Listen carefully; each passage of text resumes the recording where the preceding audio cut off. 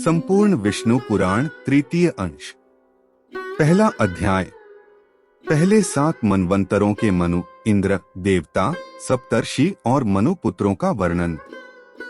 श्री मैत्रेय जी बोले, हे गुरुदेव, आपने पृथ्वी और समुद्र आदि की स्थिति तथा सूर्य आदि ग्रहगण के संस्थान का मुझसे भली प्रकार अति विस्तार पूर्वक वर्णन किया। आपने देवता आदि और ऋषिगणों की सृष्टि तथा चातुर्वर्णीय एवं तिर्यक योनिगत जीवों की उत्पत्ति का भी वर्णन किया। ध्रुव और प्रहलाद के चरित्रों को भी आपने विस्तार पूर्वक सुना दिया। अत हे गुरु, अब मैं आपके मुखारविद से संपूर्ण मनवंतर तथा इंद्र और देवताओं के सहित मनवंतरों के अधिपति समस्त मनुओं का वर्णन सुनना चाहता हूँ।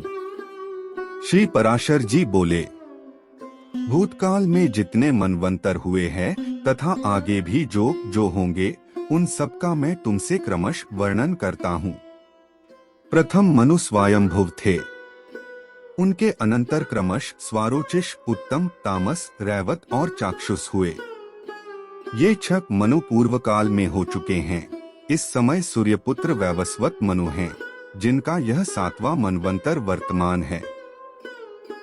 कल्प के आदि में जिस स्वयंभुव मनवंतर के विषय में मैंने कहा है, उसके देवता और सप्तर्षियों का तो मैं पहले ही यथावत वर्णन कर चुका हूँ। अब आगे मैं स्वारोचिष मनु के मनवंतराधिकारी देवता, ऋषि और मनुपुत्रों का स्पष्टतया वर्णन करूंगा। हे मैत्रेय, स्वारोचिष मनवंतर में पारावत और तुषितगण देवता थे। महाबली विपश्चित देवराज इंद्र थे। ऊर्जज, स्तंभ, प्राण, वात, कृषभ, निरय और परिवान ये उस समय सप्तर्षि थे तथा चैत्र और किमपुरुष आदि स्वारोचिषमनु के पुत्र थे। इस प्रकार तुमसे द्वितीय मनवंतर का वर्णन कर दिया। अब उत्तम मनवंतर का विवरण सुनो। हे ब्राह्मण, तीसरे मनवंतर में उत्तम नामक मनु और सुशांति नामक देवाधिपति इंद्र थे। उस समय सुधाम, सल्य, जप, प्रतर्दन और वशवर्ती ये 5 12 देवताओं के गण थे तथा वशिष्ठ जी के 7 पुत्र सप्तर्षिगण और अज, परशु एवं दीप्त आदि उत्तम मनु के पुत्र थे। तामस मनवंतर में सुपार, हरि, सत्य और सुधी ये 4 देवताओं के वर्ग थे और इनमें से प्रत्येक वर्ग में 27 देवगण थे। 100 अश्वमेध यज्ञ वाला राजा शिबी इंद्र था तथा उस समय जो सप्तर्षिगण थे उनके नाम मुझसे सुनो। ज्योतिर्धामा, पृथु, काव्य, चैत्र, अग्नि, वनक और पीवर ये उस मनवंतर के सप्तर्षि थे तथा नर, ख्याति, केतुरूप और जानुजंग आदि तामस मनु के महाबली पुत्र ही उस समय राज्याधिकारी थे। हे मैत्रेय, 5वें मनवंतर में रैवत नामक मनु और विभु नामक इंद्र हुए तथा उस समय जो देवगण हुए उनके नाम सुनो। इस मनवंतर में 14 देवताओं के अमिताभ, भूतरि, वैकुंठ और सुमेधा नामक गण थे। हे विप्र, इस रैवत मनवंतर में हिरण्यरोमा, वेदश्री, ऊर्ध्वबाहु, वेदबाहु, सुधामा, पर्जन्य और महामुनि ये 7 सप्तर्षिगण थे। हे मुनिसत्तम, उस समय रैवतनु के महावीर्यशाली पुत्र बलबंधु, संभाव्य और सत्यक आदि राजा थे। हे मैत्रेय, स्वारोचिष, उत्तम, तामस और रैवत ये 4 मनु राजा प्रियव्रत के वंशधर कहे जाते हैं। राजर्षि प्रियव्रत ने तपस्या द्वारा भगवान विष्णु की आराधना करके अपने वंश में उत्पन्न हुए इन 4 मनवंतराधियों को प्राप्त किया था। 6ठे मनवंतर में चाक्षुष नामक मनु और मनोजव नामक इंद्र थे। उस समय जो देवगण थे उनके नाम सुनो। थुक और लेख ये 5 प्रकार के महानुभाव देवगण वर्तमान थे और इनमें से प्रत्येक गण में 8 देवता थे। उस मनवंतर में सुमेधा, विरजा, हविष्मान, उत्तम, मधु, अतिनामा और सहिष्णु ये 7 सप्तर्षि थे तथा चाक्षुष के अति बलवान पुत्र उरु, पुरु और शतध्युम्र आदि राजाधिकारी थे। हे विप्र, इस समय इस 7वें मनवंतर में सूर्य के पुत्र महातेजस्वी और बुद्धिमान श्राद्ध देव जी मनु है। हे महामुने, इस मनवंतर में आदित्य, वसु और रुद्र आदि देवगण हैं तथा पुरंदर नामक इंद्र है। इस समय वशिष्ठ, कश्यप, अत्रि, जगद्ग्नि, गौतम, विश्वामित्र और भरद्वाज ये 7 सप्तर्षि हैं तथा वैवस्वत मनु के इक्ष्वाकु, नृग, धृष्ट, शर्याति, नरिष्यंत, नाभाग, अरिष्ट, करुष और पृषद ये अत्यंत लोक प्रसिद्ध और धर्मात्मा 9 पुत्र हैं। समस्त मनवंतरों में देवरूप से स्थित भगवान विष्णु की अनुपम और सत्व प्रधाना शक्ति ही संसार की स्थिति में उसकी अधिष्ठात्री होती है। सबसे पहले स्वयंभुव मनवंतर में मानस देव यज्ञ पुरुष उस विष्णु शक्ति के अंश से ही आकुति के गर्भ से उत्पन्न हुए थे।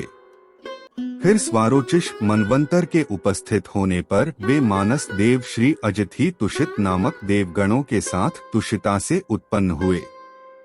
फिर उत्तम मनवंतर में वे तुषित देव ही देवश्रेष्ठ सत्यगण के सहित सत्य रूप से सत्या के उदर से प्रकट हुए। तामस मनवंतर के प्राप्त होने पर वे हरि नाम देवगण के सहित हरि रूप से हरिया के गर्भ से उत्पन्न हुए। तत्पश्चात वे देवश्रेष्ठ हरि रैवत मनवंतर में तत्कालीन देवगण के सहित संभूति के उदर से प्रकट होकर मानस नाम से विख्यात हुए तथा चाक्षुष मनवंतर में वे पुरुषोत्तम भगवान वैकुंठ नामक देवगणों के सहित विकुंठा से उत्पन्न होकर वैकुंठ कहलाए। और हे द्विज, इस वैवस्वत मनवंतर के प्राप्त होने पर भगवान विष्णु कश्यप जी द्वारा अदिति के गर्भ से वामरूप होकर प्रकट हुए। उन महात्मा वामन जी ने अपनी 3 डगों से संपूर्ण लोकों को जीतकर यह निष्कंटक त्रिलोकी इंद्र को दे दी थी। हे विप्र, इस प्रकार 7 मनवंतरों में भगवान की ये 7 मूर्तियां प्रकट हुई, जिनसे भविष्य में संपूर्ण प्रजा की वृद्धि हुई। यह संपूर्ण विश्व उन परमात्मा की ही शक्ति से व्याप्त है। अत वे विष्णु कहलाते हैं, क्योंकि विष धातु का अर्थ प्रवेश करना है। समस्त देवता, मनु, सप्तर्षि तथा मनुपुत्र और देवताओं के अधिपति इंद्रगण ये सब भगवान विष्णु की ही विभूतियां है। संपूर्ण विष्णु पुराण तृतीय अंश। दूसरा अध्याय। सावर्णी मनु की उत्पत्ति तथा आगामी 7 मनवंतरों के मनुपुत्र, देवता, इंद्र और सप्तर्षियों का वर्णन। श्री मैत्रेय जी बोले, हे विप्रर्षे, आपने यह 7 अतीत मनवंतरों की कथा कही, अब आप मुझसे आगामी मनवंतरों का भी वर्णन कीजिए। श्री पराशर जी बोले, हे मुने, विश्वकर्मा की पुत्री संज्ञा सूर्य की भार्या थी। उससे उनके मनु, यम और यमी 3 संतानें हुई। कालांतर में पति का तेज सहन न कर सकने के कारण संज्ञा छाया को पति की सेवा में नियुक्त कर स्वयं तपस्या के लिए वन को चली गई। सूर्यदेव ने यह समझकर कि यह संज्ञा ही है, छाया से शनैश्वर, एक और मनु तथा तप्ती ये 3 संतानें उत्पन्न की। एक दिन जब छाया रूपिणी संज्ञा ने क्रोधित होकर यम को शाप दिया, तब सूर्य और यम को विदित हुआ कि यह तो कोई और है। तब छाया के द्वारा ही सारा रहस्य खुल जाने पर सूर्यदेव ने समाधि में स्थित होकर देखा कि संज्ञा घोड़ी का रूप धारण कर वन में तपस्या कर रही है। अत उन्होंने भी अश्वरूप होकर उससे 2 अश्विनी कुमार और रेत स्त्राव के अनंतर ही रेवंत को उत्पन्न किया। फिर भगवान सूर्य संज्ञा को अपने स्थान पर ले आए तथा विश्वकर्मा ने उनके तेज को शांत कर दिया। उन्होंने सूर्य को भ्रमयंत्र सान पर चढ़ाकर उनका तेज छांटा, किंतु वे उस अक्षुण्ण तेज का केवल अष्टमाश ही क्षीण कर सके। हे मुनिसत्तम, सूर्य के जिस जाज्वल्यमान वैष्णव तेज को विश्वकर्मा ने छांटा था वह पृथ्वी पर गिरा। उस पृथ्वी पर गिरे हुए सूर्य तेज से ही विश्वकर्मा ने विष्णु भगवान का चक्र, शंकर का त्रिशूल, कुबेर का विमान, कार्तिकेय की शक्ति बनाई तथा अन्य देवताओं के भी जो शस्त्र थे उन्हें उससे पुष्ट किया। जिस छाया संज्ञा के पुत्र दूसरे मनु का ऊपर वर्णन कर चुके हैं, वह अपने अग्रज मनु का सवर्ण होने से सावर्णी कहलाया। हे महाभाग, सुनो, अब मैं उनके इस सावर्णिक नाम 8वें मनवंतर का, जो आगे होने वाला है, वर्णन करता हूँ। हे मैत्रेय, यह सावर्णी ही उस समय मनु होंगे तथा सुतप, अमिताभ और मुख्यगण देवता होंगे। उन देवताओं का प्रत्येक गण 20 का समूह कहा जाता है। हे मुनिसत्तम, अब मैं आगे होने वाले सप्तर्षि भी बतलाता हूँ। उस समय दीप्तिमान गालत, राम, कूप, द्रोण पुत्र अश्वत्थामा, मेरे पुत्र व्यास और 7वें ऋष्यशृंग ये सप्तर्षि होंगे, तथा पाताल लोकवासी विरोचन के पुत्र बलि श्री विष्णु भगवान की कृपा से तत्कालीन इंद्र और सावर्णिम्नु के पुत्र विरजा, उर्वरीवान एवं निर्मोक आदि तत्कालीन राजा होंगे। हे मुने, 9वें मनु दक्ष सावर्णी होंगे। उनके समय पार, मरीचिगर्भ और सुधर्मा नामक 3 देव वर्ग होंगे, जिनमें से प्रत्येक वर्ग में 12 देवता होंगे। तथा हे द्विज, उनका नायक महापराक्रमी अद्भुत नामक इंद्र होगा। सवन, द्युतिमान, भव्य, वसु, मेधातिथि, ज्योतिषमान और 7वें सत्यक ये उस समय के सप्तर्षि होंगे। तथा धृतकेतु, दीप्ति केतु, पंचहस्त, निरामय और पृथुस्त्रवा आदि दक्ष सावर्णिनु के पुत्र होंगे। हे मुने, 10वें मनु ब्रह्म सावर्णी होंगे। उनके समय सुधामा और विशुद्ध नामक 100 देवताओं के 2 गण होंगे। महाबलवान शांति उनका इंद्र होगा। तथा उस समय जो सप्तर्षि गण होंगे उनके नाम सुनो। उनके नाम हविष्मान, सुकृत, सत्य, तपोमूर्ति, नाभाग, अप्रतिमौजा और सत्यकेतु हैं। उस समय ब्रह्म सावर्णिम्नु के सुक्षेत्र, उत्तमौजा और भूरिवेण आदि 10 पुत्र पृथ्वी की रक्षा करेंगे। 11वां मनु धर्म सावर्णी होगा। उस समय होने वाले देवताओं के विहंगम, कामगम और निर्वाणरति नामक मुख्य गण होंगे। इनमें से प्रत्येक में 30 देवता रहेंगे और वृष नामक इंद्र होगा। उस समय होने वाले सप्तर्षियों के नाम निस्वर, अग्नितेजा, वपुष्मान, घृणी, आरुणि, हविष्मान और अनग है। तथा धर्म सावर्णी मनु के सर्वत्रक, सुधर्मा और देवानिक आदि पुत्र उस समय के राज्याधिकारी पृथ्वीपति होंगे। रुद्रपुत्र सावर्णी 12वां मनु होगा। उसके समय ऋतुधाम नामक इंद्र होगा। तथा तत्कालीन देवताओं के नाम ये हैं, सुनो। हे द्विज, उस समय 10 देवताओं के हरित, रोहित, सुमना, सुकर्मा, अरु, सुराप नामक 5 गण होंगे। तपस्वी, सुत्पा, तपोमूर्ति, तपोर्ति, तपोधृति, तपोद्युति तथा तपोधन ये 7 सप्तर्षि होंगे। अब मनुपुत्रों के नाम सुनो। उस समय उस मनु के देववाण, उपदेव और देवश्रेष्ठ आदि महावीर्यशाली पुत्र तत्कालीन सम्राट होंगे।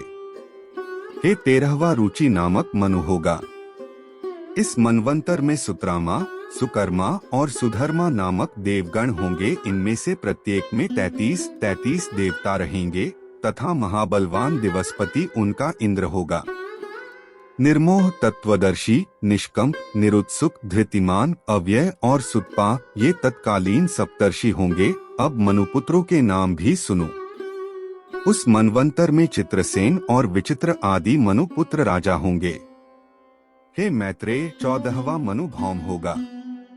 उस समय शुचि नामक इंद्र और 5 देवगण होंगे। उनके नाम सुनो। वे चाक्षुष, पवित्र, कनिष्ठ, भ्राजिक और वाचावृद्ध नामक देवता है। अब तत्कालीन सप्तर्षियों के नाम भी सुनो। उस समय अग्रिबाहु, शुचि, शुक्र, मागध, अग्रिद, युक्त और जित ये सप्तर्षि होंगे।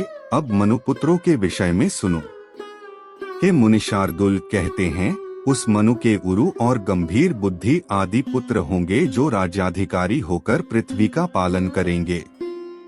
प्रत्येक चतुर्युग के अंत में वेदों का लोप हो जाता है। उस समय सप्तर्षिगण ही स्वर्गलोक से पृथ्वी में अवतीर्ण होकर उनका प्रचार करते हैं। प्रत्येक सत्ययुग के आदि में स्मृति शास्त्र के रचिता मनु का प्रादुर्भाव होता है और उस मनवंतर अंत पर्यंत तत्कालीन देवगण यज्ञ भागों को भोगते हैं। तथा मनु के पुत्र और उनके वंशधर मनवंतर के अंत तक पृथ्वी का पालन करते रहते हैं। इस प्रकार मनु सप्तर्षि, देवता, इंद्र तथा मनुपुत्र राजागण ये प्रत्येक मनवंतर के अधिकारी होते हैं। हे द्विज, इन 14 मनवंतरों के बीत जाने पर 1 सहस्त्र युग रहने वाला कल्प समाप्त हुआ कहा जाता है। हे साधु श्रेष्ठ, फिर इतने ही समय की रात्रि होती है। उस समय ब्रह्मरूपधारी श्री विष्णु भगवान प्रलयकालीन जल के ऊपर शेष शय्या पर शयन करते हैं। हे विप्र, तब आदिकर्ता सर्वव्यापक सर्वभूत भगवान जनार्दन संपूर्ण त्रिलोकी का ग्रास कर अपनी माया में स्थित रहते हैं। फिर प्रलय रात्रि का अंत होने पर प्रत्येक कल्प के आदि में अव्ययात्मा भगवान जागृत होकर रजोगुण का आश्रय कर सृष्टि की रचना करते हैं।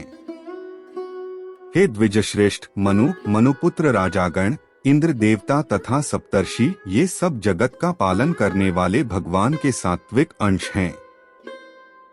हे मैत्रेय, स्थितिकारक भगवान विष्णु चारों युगों में जिस प्रकार व्यवस्था करते हैं सो सुनो। समस्त प्राणियों के कल्याण में तत्पर वे सर्वभूतात्मा सत्ययुग में कपिल आदि रूप धारण कर परम ज्ञान का उपदेश करते हैं। त्रेतायुग में वे सर्वसमर्थ प्रभु चक्रवर्ती भूपाल होकर दुष्टों का दमन करके त्रिलोकी की रक्षा करते हैं। तदनंतर द्वापर युग में वे वेदव्यास रूप धारण कर एक वेद के 4 विभाग करते हैं और सैकड़ों शाखाओं में बांटकर उसका बहुत विस्तार कर देते हैं।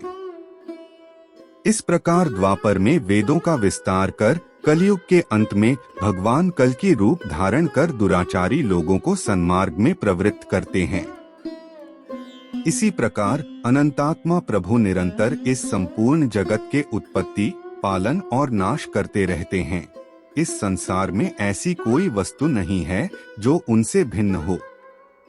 हे विप्र, इहलोक और परलोक में भूत, भविष्यत और वर्तमान जितने भी पदार्थ है वे सब महात्मा भगवान विष्णु से ही उत्पन्न हुए हैं। यह सब मैं तुमसे कह चुका हूँ।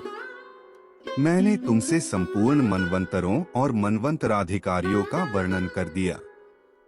कहो अब और क्या सुनाओ। संपूर्ण विष्णु पुराण, तृतीय अंश, तीसरा अध्याय। चतुर्युगानुसार भिन्न भिन्न व्यासों के नाम तथा ब्रह्मा ज्ञान के महात्म्य का वर्णन। श्री मैत्रेय जी बोले, हे भगवान, आपके कथन से मैं यह जान गया कि किस प्रकार यह संपूर्ण जगत विष्णु रूप है, विष्णु में ही स्थित है, विष्णु से ही उत्पन्न हुआ है तथा विष्णु से अतिरिक्त और कुछ भी नहीं है। अब मैं यह सुनना चाहता हूँ कि भगवान ने वेदव्यास रूप से युग युग में किस प्रकार वेदों का विभाग किया। हे महामुने, हे भगवान, जिस युग में जो वेदव्यास हुए उनका तथा वेदों के संपूर्ण शाखा भेदों का आप मुझसे वर्णन कीजिए। श्री पराशर जी बोले, हे मैत्रेय, वेदरूप वृक्ष के सहस्रों शाखा भेद है, उनका विस्तार से वर्णन करने में तो कोई भी समर्थ नहीं है। अत संक्षेप से सुनो। हे महामुने, प्रत्येक द्वापर युग में भगवान विष्णु व्यास रूप से अवतीर्ण होते हैं और संसार के कल्याण के लिए एक वेद के अनेक भेद कर देते हैं। मनुष्यों के बल, वीर्य और तेज को अल्प जानकर वे समस्त प्राणियों के हित के लिए वेदों का विभाग करते हैं। जिस शरीर के द्वारा वे प्रभु एक वेद के अनेक विभाग करते हैं, भगवान मधुसूदन की उस मूर्ति का नाम वेदव्यास है। हे मुने, जसी मनवंतर में जो व्यास होते हैं और वे जिस प्रकार शाखाओं का विभाग करते हैं वह मुझसे सुनो। इस वैवस्वत मनवंतर के प्रत्येक द्वापर युग में व्यास महर्षियों ने अब तक पुन 28 बार वेदों के विभाग किए हैं। हे साधु श्रेष्ठ, जिन्होंने पुन द्वापर युग में वेदों के चार विभाग किए हैं, उन 28 व्यासों का विवरण सुनो। पहले द्वापर में स्वयं भगवान ब्रह्मा जी ने वेदों का विभाग किया था। दूसरे द्वापर के वेदव्यास प्रजापति हुए। तीसरे द्वापर में शुक्राचार्य जी और चौथे में बृहस्पति जी व्यास हुए तथा पांचवे में सूर्य और छठे में भगवान मृत्यु व्यास कहलाए। सातवें द्वापर के वेदव्यास इंद्र, आठवें के वशिष्ठ, नवें के सारस्वत और 10वें के त्रिधामा कहे जाते हैं। 11वें में त्रिशिख, 12वें में भरद्वाज, 13वें में अंतरिक्ष और 14वें में वर्णी नामक व्यास हुए। 15वें में त्रयारुण, 16वें में धनंजय, 17वें में क्रतुंजय और तदनंतर 18वें में जय नामक व्यास हुए।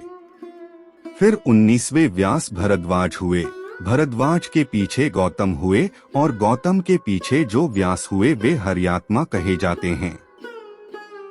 हर्यात्मा के अनंतर वाजश्रवामुनि व्यास हुए तथा उनके पश्चात सोमशुष्मवंशी तृणबिंदु वेदव्यास कहलाए।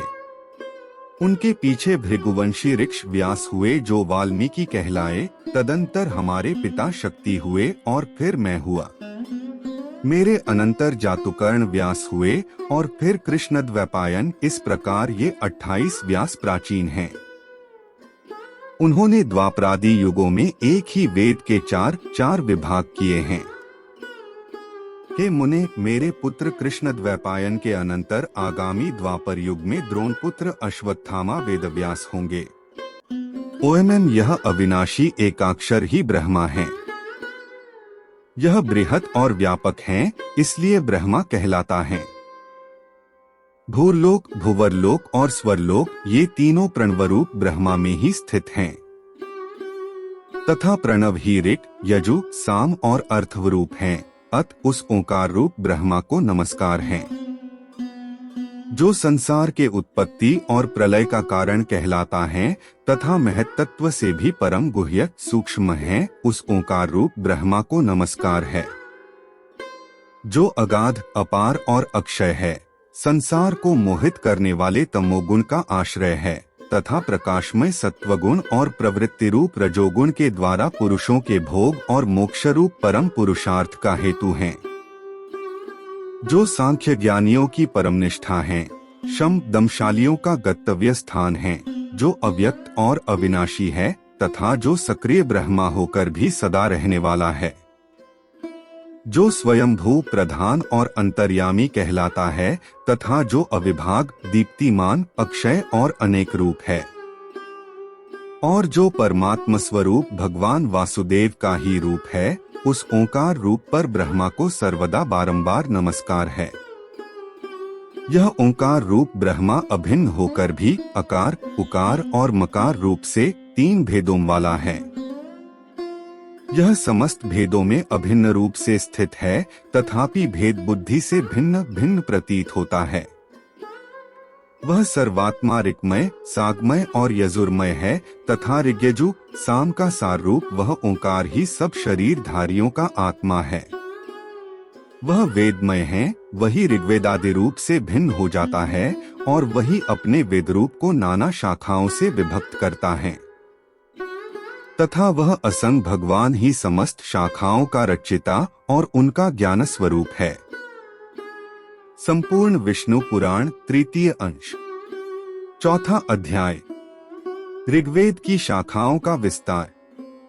श्री पराशर जी बोले, सृष्टि के आदि में ईश्वर से आविर्भूत वेद ऋक्, यजु आदि 4 पादों से युक्त और 1 लाख मंत्र वाला था। उसी से समस्त कामनाओं को देने वाले अग्निहोत्रादि 10 प्रकार के यज्ञों का प्रचार हुआ। तदंतर 28वें द्वापर युग में मेरे पुत्र कृष्णद्वैपायन ने इस चतुष्पाद युक्त एक ही वेद के 4 भाग किए। परम बुद्धिमान वेदव्यास ने उनका जिस प्रकार विभाग किया है, ठीक उसी प्रकार अन्यान्य वेदव्यासों ने तथा मैंने भी पहले किया था। अत हे द्विज, समस्त चतुर्युगों में इन्हीं शाखा भेदों से वेद का पाठ होता है, ऐसा जानो।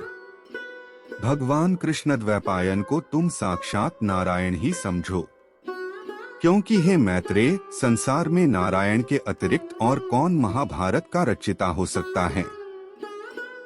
हे मैत्रेय, द्वापर युग में मेरे पुत्र महात्मा कृष्णद्वैपायन ने जिस प्रकार वेदों का विभाग किया था वह यथावत सुनो। जब ब्रह्मा जी की प्रेरणा से व्यास जी ने वेदों का विभाग करने का उपक्रम किया, तो उन्होंने वेद का अंत तक अध्ययन करने में समर्थ 4 ऋषियों को शिष्य बनाया। उनमें से उन महामुनि ने पैल को ऋग्वेद, वैशंपायन को यजुर्वेद और जैमिनी को सामवेद पढ़ाया तथा उन मतिमान व्यास जी का सुमंतु नामक शिष्य अथर्व वेद का ज्ञाता हुआ। इनके सिवा सूत जातीय महाबुद्धिमान रोमहर्षण को महामुनि व्यास जी ने अपने इतिहास और पुराण के विद्यार्थी रूप से ग्रहण किया। पूर्व काल में यजुर्वेद एक ही था। उसके उन्होंने 4 विभाग किए, उसमें चातुर्होत्र की प्रवृत्ति हुई और इस चातुर्होत्र विधि से ही उन्होंने यज्ञानुष्ठान की व्यवस्था की। व्यास जी ने यजुर् से अध्वर्यु के, ऋक् से होता के, साम से उद्राता के तथा अथर्व वेद से ब्रह्मा के कर्म की स्थापना की। तदंतर उन्होंने ऋक् तथा यजु श्रुतियों का उद्धार करके ऋग्वेद एवं यजुर्वेद की और सामश्रुतियों से सामवेद की रचना की। हे मैत्रेय, अथर्व वेद के द्वारा भगवान व्यास जी ने संपूर्ण राजकर्म और ब्रह्मत्व की यथावत व्यवस्था की।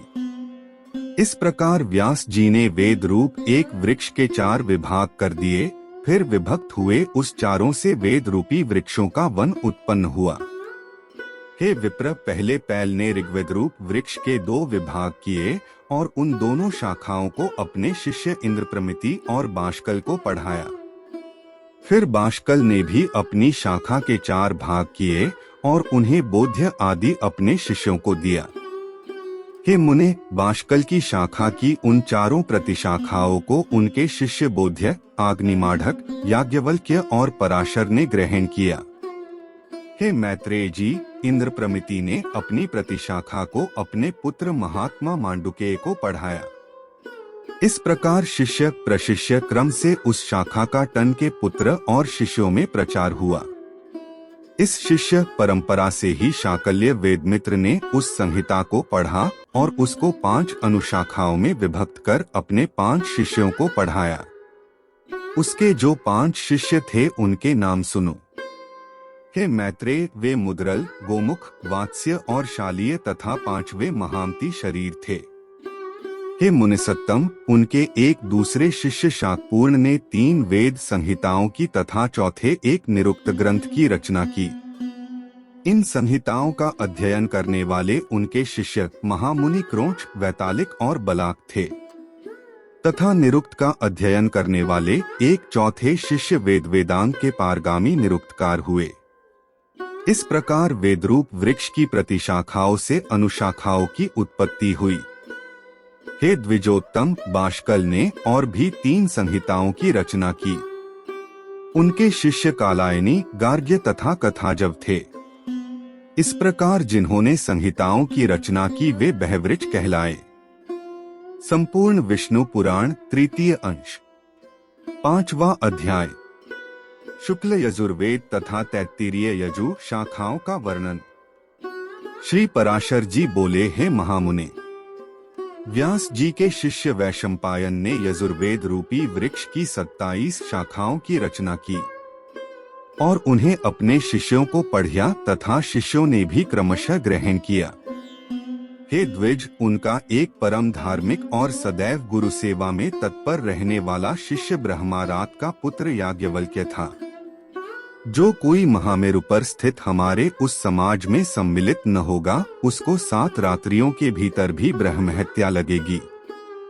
हे द्विज, इस प्रकार मुनियों ने पहले जिस समय को नियत किया था उसका केवल एक वैशंपायन ने ही अतिक्रमण कर दिया। इसके पश्चात उन्होंने प्रसादवश पैर से छुए हुए अपने भांजे की हत्या कर डाली। तब उन्होंने अपने शिष्यों से कहा, हे शिष्यगण, तुम सब लोग किसी प्रकार का विचार न करके मेरे लिए ब्रह्महत्या को दूर करने वाला व्रत करो। तब याज्ञवल्क्य बोले, हे भगवन, ये सब ब्राह्मण अत्यंत निस्तेज हैं, इन्हें कष्ट देने की क्या आवश्यकता है? मैं अकेला ही इस व्रत का अनुष्ठान करूंगा। इससे गुरु वैशंपायन जी ने क्रोधित होकर महामुनि याज्ञवल्क्य से कहा, अरे ब्राह्मणों का अपमान करने वाले, तूने मुझसे जो कुछ पढ़ा है वह सब त्याग दे। तू इन समस्त द्विज श्रेष्ठों को निस्तेज बताता है। मुझे तुझ जैसे आज्ञा भंगकारी शिष्य से कोई प्रयोजन नहीं है। याज्ञवल्क्य ने कहा, हे द्विज, मैंने तो भक्तिवश आपसे ऐसा कहा था, मुझे भी आपसे कोई प्रयोजन नहीं है। लीजिए, मैंने आपसे जो कुछ पढ़ा है वह यह मौजूद है।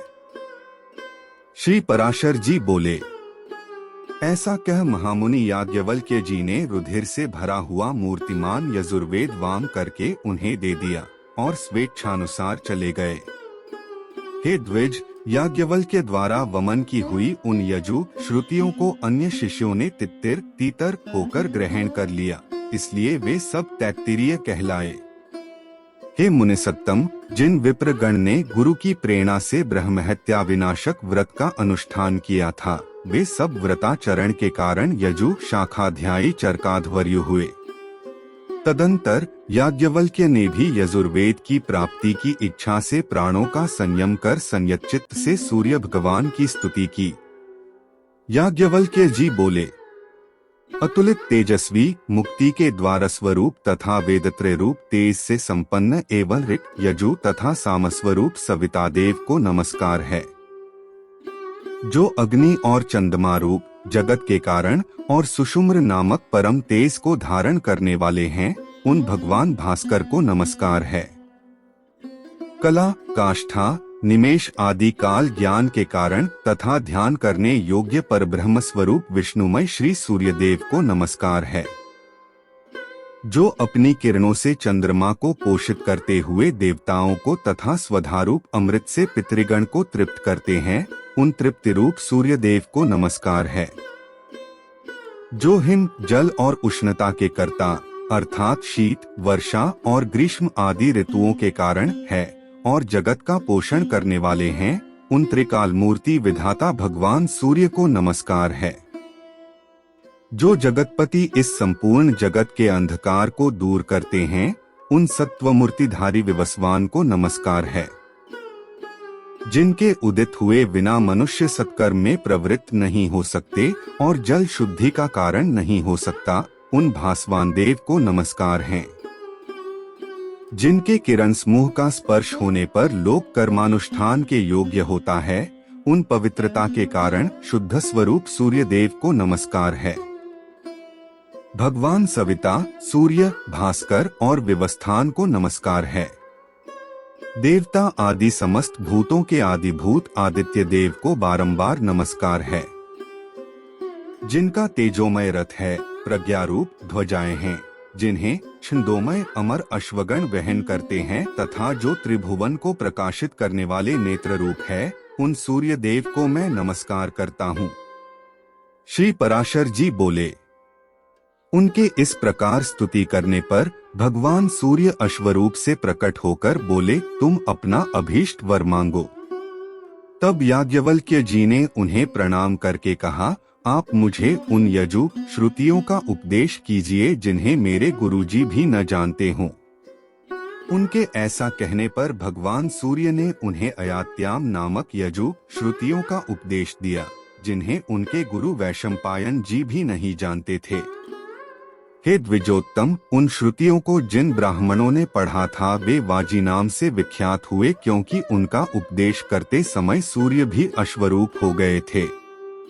हे महाभाग, उन वाज श्रुतियों की कान आदि 15 शाखाएं हैं। वे सब शाखाएं महर्षि याज्ञवल्क्य की प्रवृत्त की हुई कही जाती हैं।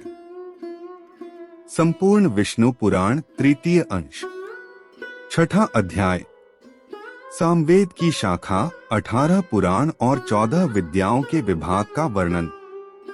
श्री पराशर जी बोले, हे मैत्रेय, जिस क्रम से व्यास जी के शिष्य जैमिनी ने सामवेद की शाखाओं का विभाग किया था, वह मुझसे सुनो।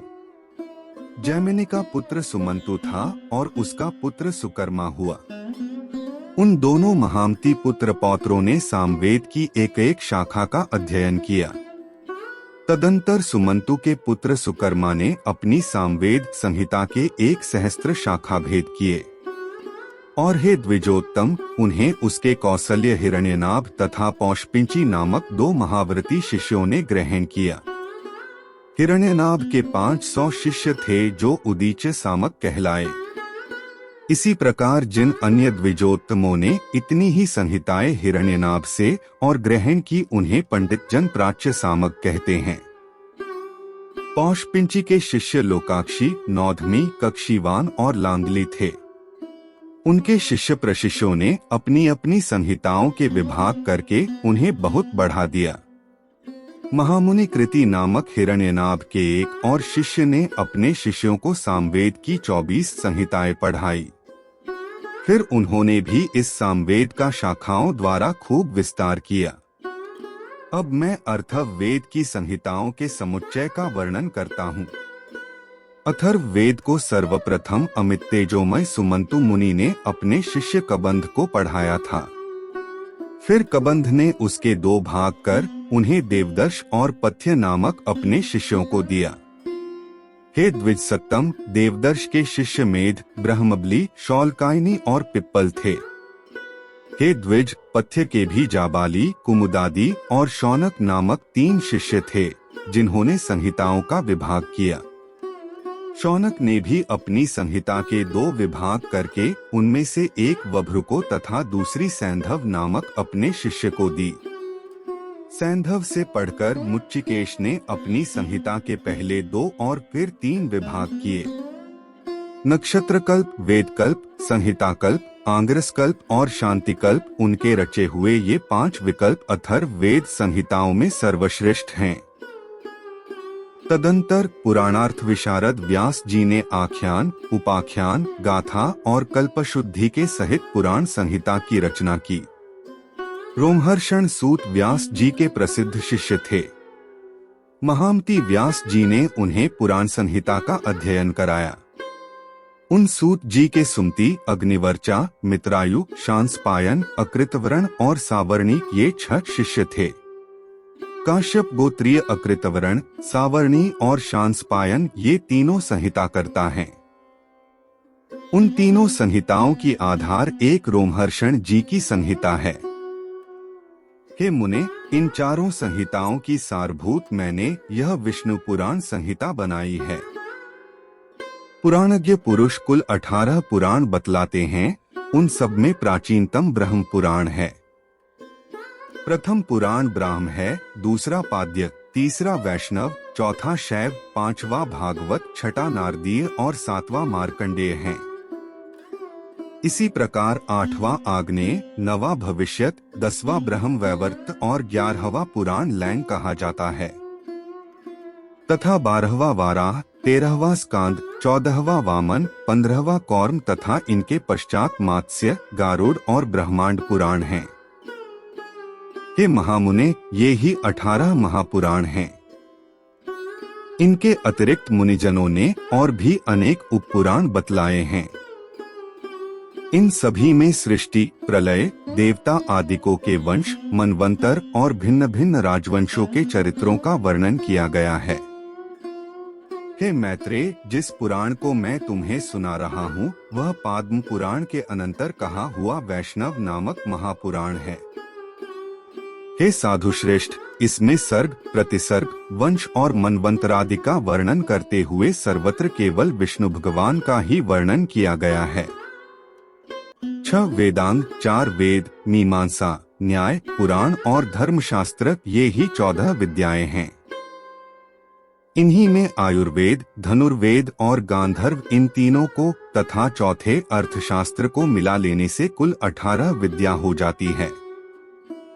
ऋषियों के 3 भेद हैं, प्रथम ब्रह्मर्षि, द्वितीय देवर्षि और फिर राजर्षि। इस प्रकार मैंने तुमसे वेदों की शाखाओं के भेद, उनके रचिता तथा शाखा भेद के कारणों का भी वर्णन कर दिया। इसी प्रकार समस्त मनवंतरों में एक से शाखा भेद रहते हैं। हे द्विज, प्रजापति ब्रह्मा जी से प्रकट होने वाली श्रुति तो नित्य है, ये तो उसके विकल्प मात्र हैं। संपूर्ण विष्णु पुराण, तृतीय अंश, 7वां अध्याय, यम गीता। श्री मैत्रेय जी बोले, हे गुरु, मैंने जो कुछ पूछा था वह सब आपने यथावत वर्णन किया। अब मैं एक बात और सुनना चाहता हूँ, वह आप मुझसे कहिए। हे महामुने, 7 द्वीप, 7 पाताल और 7 लोक ये सभी स्थान जो इस ब्रह्मांड के अंतर्गत हैं, स्थूल, सूक्ष्म, सूक्ष्मतर, सूक्ष्माति सूक्ष्म तथा स्थूल और स्थूलतर जीवों से भरे हुए हैं। हे मुनिसत्तम, 1 अंगुल का 8वां भाग भी कोई ऐसा स्थान नहीं है जहाँ कर्म बंधन से बंधे हुए जीव न रहते हो। किंतु हे भगवान, आयु के समाप्त होने पर ये सभी यमराज के वशीभूत हो जाते हैं और उन्हीं के आदेशानुसार नरक आदि नाना प्रकार की यातनाएं भोगते हैं। तदंतर पाप भोग के समाप्त होने पर वे देवादि योनियों में घूमते रहते हैं। सकल शास्त्रों का ऐसा ही मत है। आप मुझे वह कर्म बताइए जिसे करने से मनुष्य यमराज के वशीभूत नहीं होता। मैं आपसे यही सुनना चाहता हूँ। श्री पराशर जी बोले, हे मुने, यशी प्रश्न महात्मा नकुल ने पितामह भीष्म से पूछा था। उसके उत्तर में उन्होंने जो कुछ कहा था वह सुनो। भीष्म जी ने कहा, हे वत्स, पूर्व काल में मेरे पास एक कलिंग देशीय ब्राह्मण मित्र आया और मुझसे बोला। मी पूछने पर एक जातिस्मर मुनि ने बतलाया था कि ये सब बातें अमुक अमुक प्रकार ही होगी। हे वत्स, उस बुद्धिमान ने जो जो बातें जिस जिस प्रकार होने को कही थीं वे सब ज्यों की त्यों हुई। इस प्रकार उसमें श्रद्धा हो जाने से मैंने उससे फिर कुछ और भी प्रश्न किए और उनके उत्तर में उस द्विजश्रेष्ठ ने जो जो बातें बतलाई उनके विपरीत मैंने कभी कुछ नहीं देखा। एक दिन जो बात तुम मुझसे पूछते हो वही मैंने उस कालिंग ब्राह्मण से पूछी। उस समय उसने उस मुनि के वचनों को याद करके कहा कि उस जातिस्मर ब्राह्मण ने यम और उनके दूतों के बीच में जो संवाद हुआ था वह अति गूढ़ रहस्य मुझे सुनाया था। कालिंग बोला, वही मैं तुमसे कहता हूँ। अपने अनुचर को हाथ में पाश लिए देखकर यमराज ने उसके कान में कहा, भगवान मधुसूदन के शरणागत व्यक्तियों को छोड़ देना, क्योंकि मैं वैष्णवों से अतिरिक्त और सब मनुष्यों का ही स्वामी हूँ। देवपूज्य विधाता ने मुझे यम नाम से लोगों के पाप पुण्य का विचार करने के लिए नियुक्त किया है। मैं अपने गुरु श्री हरि के वशीभूत हूँ, स्वतंत्र नहीं हूँ। भगवान विष्णु मेरा भी नियंत्रण करने में समर्थ हैं। जिस प्रकार सुवर्ण भेद रहित और एक होकर भी कटक, मुकुट तथा कर्णिका आदि के भेद से नाना रूप प्रतीत होता है, उसी प्रकार एक ही हरि का देवता, मनुष्य और पशु आदि नानाविध कल्पनाओं से निर्देश किया जाता है। जिस प्रकार वायु के शांत होने पर उसमें उड़ते हुए परमाणु पृथ्वी से मिलकर एक हो जाते हैं, उसी प्रकार गुणक्षोम से उत्पन्न हुए समस्त देवता, मनुष्य और पशु आदि उस सनातन परमात्मा से लीन हो जाते हैं।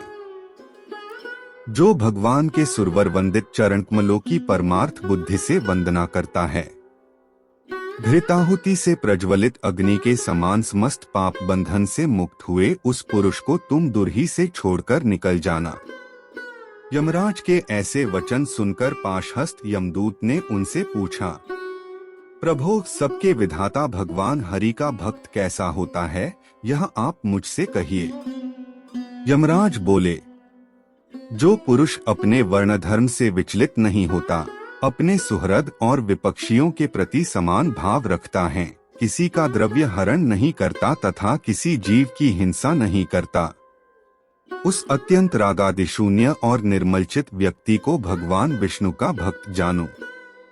जिस निर्मलमति का चित्त कलिकल्मषरूप मल से मलिन नहीं हुआ और जिसने अपने हृदय में श्री जनार्दन को बसाया हुआ है, उस मनुष्य को भगवान का अतीव भक्त समझो। जो एकांत में पड़े हुए दूसरे के सोने को देखकर भी उसे अपनी बुद्धि द्वारा तृण के समान समझता है और निरंतर भगवान का अनन्य भाव से चिंतन करता है, उस नरश्रेष्ठ को विष्णु का भक्त जानो। कहा तो स्फटिकागिरी शिला के समान अति निर्मल भगवान विष्णु और कहा मनुष्यों के चित्त में रहने वाले रागद्वेषादि दोष। हिमकर, चंद्रमा के किरण जाल में अग्नितेज की उष्णता कभी नहीं रह सकती है। जो व्यक्ति निर्मल चित्त, मात्सर्यरहित, प्रशांत, शुद्ध चरित्र, समस्त जीवों का सुहृद, प्रिय और हितवादी तथा अभिमान एवं माया से रहित होता है, उसके हृदय में भगवान वासुदेव सर्वदा विराजमान रहते हैं। उन सनातन भगवान के हृदय में विराजमान होने पर पुरुष इस जगत में सौम्य मूर्ति हो जाता है। जिस प्रकार नवीन शाल वृक्ष अपने सौंदर्य से ही भीतर भरे हुए अति सुंदर पार्थिव रस को बतला देता है। हे दूत, यम और नियम के द्वारा जिनकी पापराशि दूर हो गई है, जिनका हृदय निरंतर श्री अच्युत में ही आसक्त रहता है तथा जिनमें गर्व, अभिमान और मात्सर्य का लेश भी नहीं रहा है, उन मनुष्यों को तुम दूर ही से त्याग देना। यदि खड्ग, शंख और गदाधारी अव्ययात्मा भगवान हरि हृदय में विराजमान हैं, तो उन पापनाशक भगवान के द्वारा उसके सभी पाप नष्ट हो जाते हैं। सूर्य के रहते हुए भला अंधकार कैसे ठहर सकता है? जो पुरुष दूसरों का धन हरण करता है, जीवों की हिंसा करता है तथा मिथ्या और कटु भाषण करता है, उस अशुभ कर्मोन्मत्त दुष्ट बुद्धि के हृदय में भगवान अनंत नहीं टिक सकते। जो कुंती दूसरों के वैभव को नहीं देख सकता, जो दूसरों की निंदा करता है, साधु जनों का अपकार करता है तथा न तो श्री विष्णु भगवान की पूजा करता है और न दान देता है, उस अधम के हृदय में श्री जनार्दन का निवास कभी नहीं हो सकता। जो दुष्ट बुद्धि अपने परम सुहृद, बंधु बांधव, स्त्री, पुत्र, कन्या, पिता तथा भृत्य वर्ग के प्रति अर्थ तृष्णा प्रकट करता है, उस पापाचारी को भगवान का भक्त मत समझो। जो दुर्बुद्धि पुरुष असत कर्मों में लगा रहता है, नीच पुरुषों के आचार और उन्हीं के संग में उन्मत्त रहता है तथा नित्य प्रति पापमय कर्म बंधन से ही बंधता जाता है, वह मनुष्य रूप पशु ही है। वह भगवान वासुदेव का भक्त नहीं हो सकता। यह सकल प्रपंच और मैं एक परम पुरुष परमेश्वर वासुदेव ही है। हृदय में भगवान अनंत के स्थित होने से जिनकी ऐसी स्थिर बुद्धि हो गई हो, उन्हें तुम दूर ही से छोड़कर चले जाना। हे कमलनयन, हे वासुदेव, हे विष्णु, हे धरणिधर, हे अच्युत, हे शंख चक्र पाणे, आप हमें शरण दीजिए। जो लोग इस प्रकार पुकारते हों, उन निष्पाप व्यक्तियों को तुम दूर से ही त्याग देना। जिस पुरुष श्रेष्ठ के अंतःकरण में वे अव्ययात्मा भगवान विराजते हैं, उसका जहाँ तक दृष्टिपात होता है, वहाँ तक भगवान के चक्र के प्रभाव से अपने बलवीर्य नष्ट हो जाने के कारण तुम्हारी अथवा मेरी गति नहीं हो सकती। वह महापुरुष तो अन्य वैकुंठादि लोकों का पात्र है। कालिंग बोला, हे कुरुवर, अपने दूत को शिक्षा देने के लिए सूर्यपुत्र धर्मराज ने उससे इस प्रकार कहा। मुझसे यह प्रसंग उस जातिस्मर मुनि ने कहा था और मैंने यह संपूर्ण कथा तुमको सुना दी है। श्री भीष्म जी बोले, हे नकुल, पूर्व काल में कलिंग देश में आए हुए उस महात्मा ब्राह्मण ने प्रसन्न होकर मुझे यह सब विषय सुनाया था। हे वत्स, वही संपूर्ण वृतांत जिस प्रकार इस संसार में एक विष्णु भगवान को छोड़कर जीव का और कोई भी रक्षक नहीं है, मैंने ज्यों का त्यों तुम्हें सुना दिया। जिसका हृदय निरंतर भगवत परायण रहता है, उसका यम, यमदूत, यमपाश, यमदंड अथवा यमयातना कुछ भी नहीं बिगाड़ सकते। संपूर्ण विष्णु पुराण तृतीय अंश 8वां अध्याय। विष्णु भगवान की आराधना और चातुर्वर्ण्य धर्म का वर्णन। श्री मैत्रेय जी बोले, हे भगवान, जो लोग संसार को जीतना चाहते हैं, वे जिस प्रकार जगतपति भगवान विष्णु की उपासना करते हैं, वह वर्णन कीजिए। और हे महामुने, उन गोविंद की आराधना करने पर आराधन प्रायण पुरुषों को जो फल मिलता है, वह भी मैं सुनना चाहता हूँ। श्री पराशर जी बोले, हे मैत्रेय, तुम जो कुछ पूछते हो, यही बात महात्मा सगर ने औरव से पूछी थी। उसके उत्तर में उन्होंने जो कुछ कहा वह मैं तुमको सुनाता हूँ, श्रवण करो। हे मुनिश्रेष्ठ, सगर ने भृगुवंशी महात्मा औरव को प्रणाम करके उनसे भगवान विष्णु की आराधना के उपाय और विष्णु की उपासना करने से मनुष्य को जो फल मिलता है, उसके विषय में पूछा था। उनके पूछने पर औरव ने यत्न पूर्वक जो कुछ कहा था वह सब सुनो।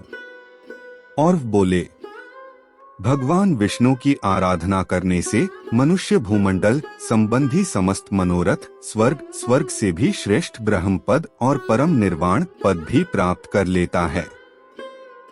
हे राजेंद्र, वह जिस जिस फल की जितनी जितनी इच्छा करता है, अल्प हो या अधिक, श्री अच्युत की आराधना से निश्चय ही यह सब प्राप्त कर लेता है।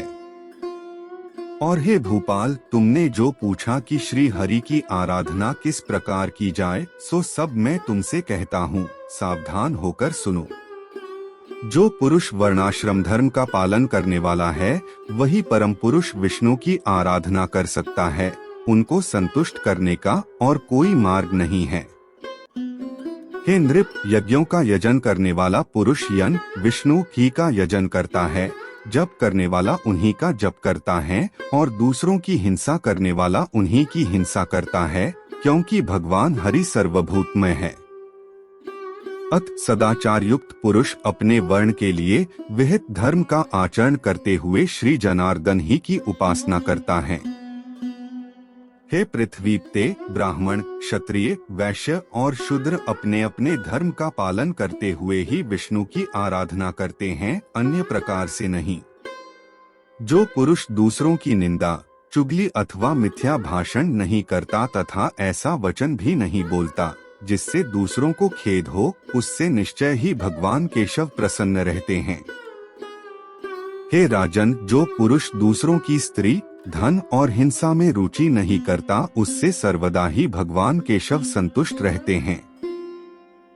हे नरेंद्र, जो मनुष्य किसी प्राणी अथवा वृक्षादि अन्य देहधारियों को पीड़ित अथवा नष्ट नहीं करता, उससे श्री केशव संतुष्ट रहते हैं।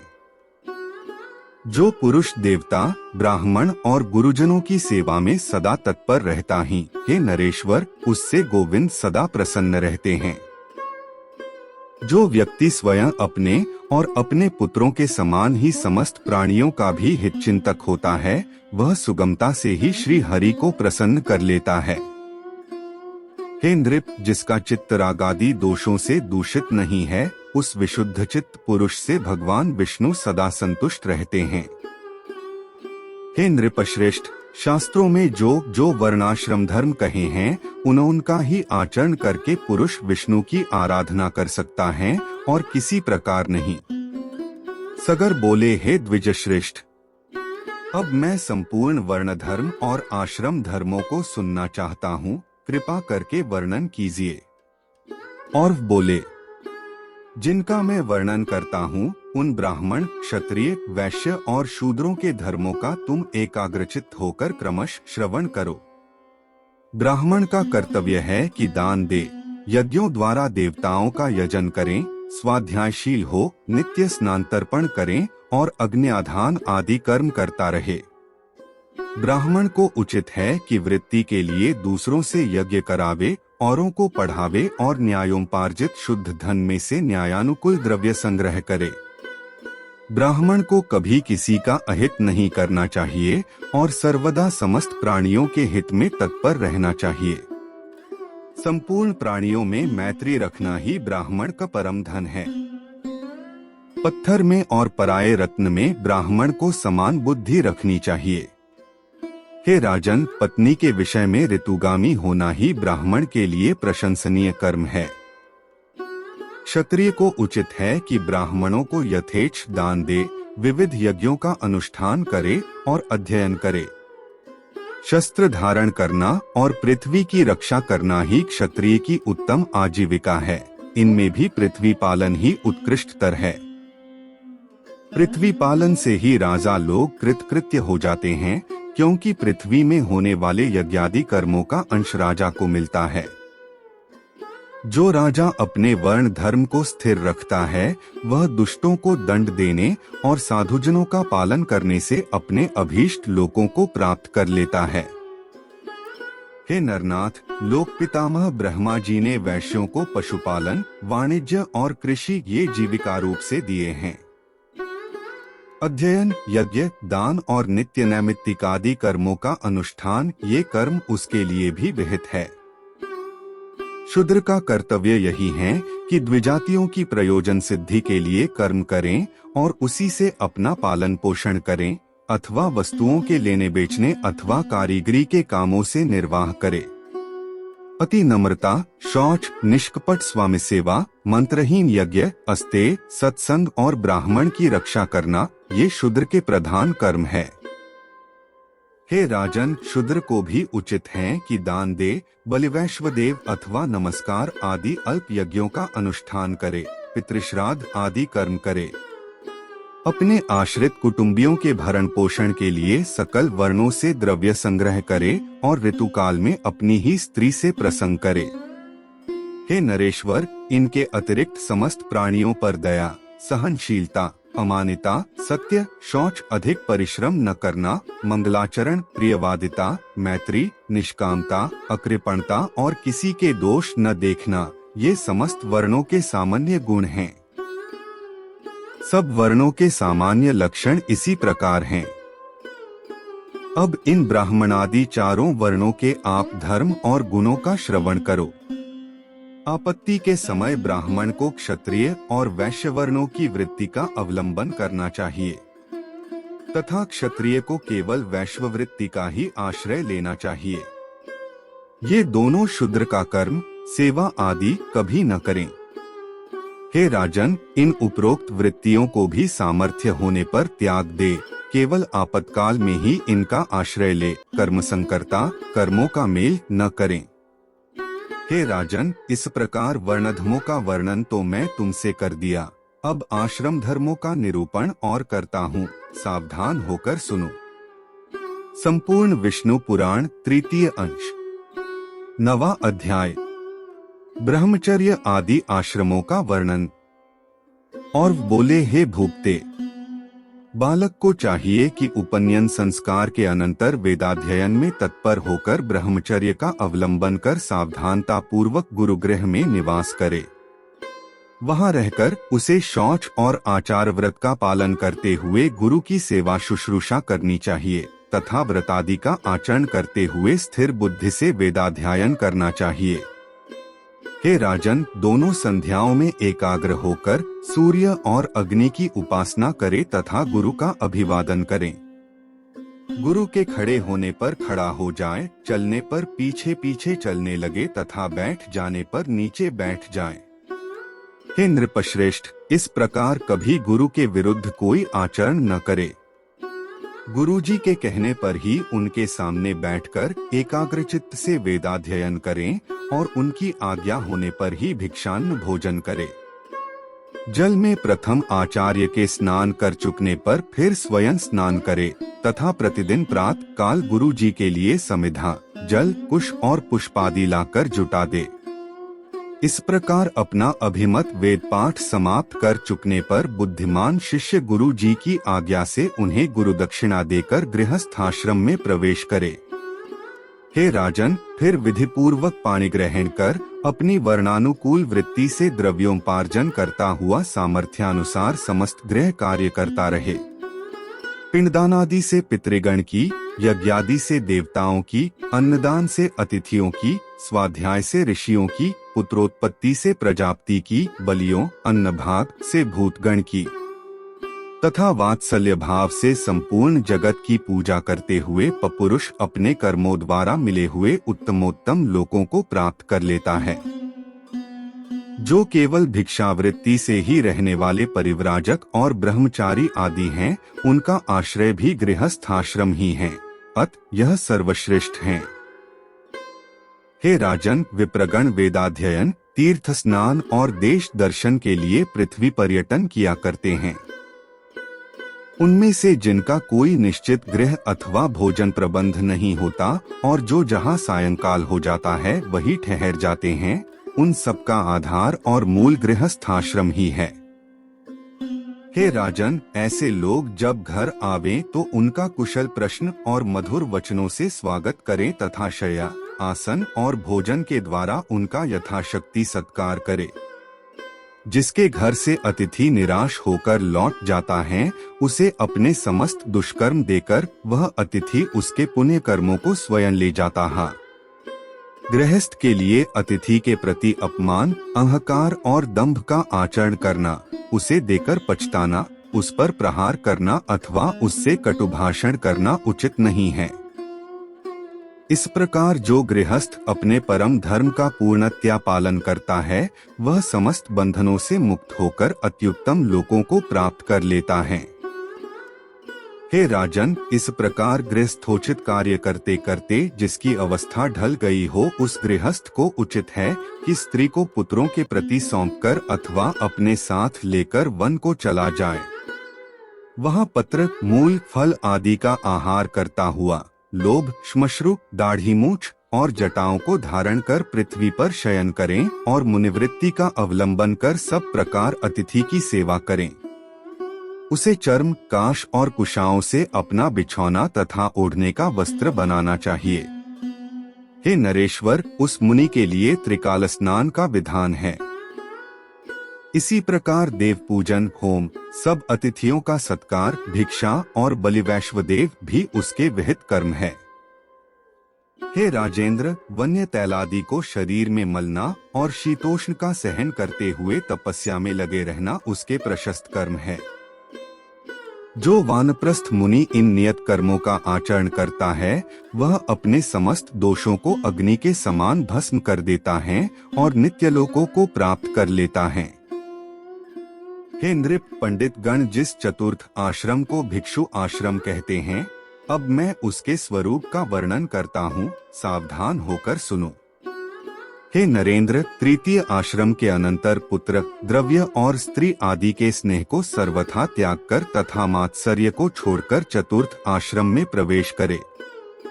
हे पृथ्वीपते, भिक्षु को उचित है कि अर्थ, धर्म और कामरूप त्रिवर्ग संबंधी समस्त कर्मों को छोड़ दें, शत्रु मित्रादि में समान भाव रखें और सभी जीवों का सुहृद हो।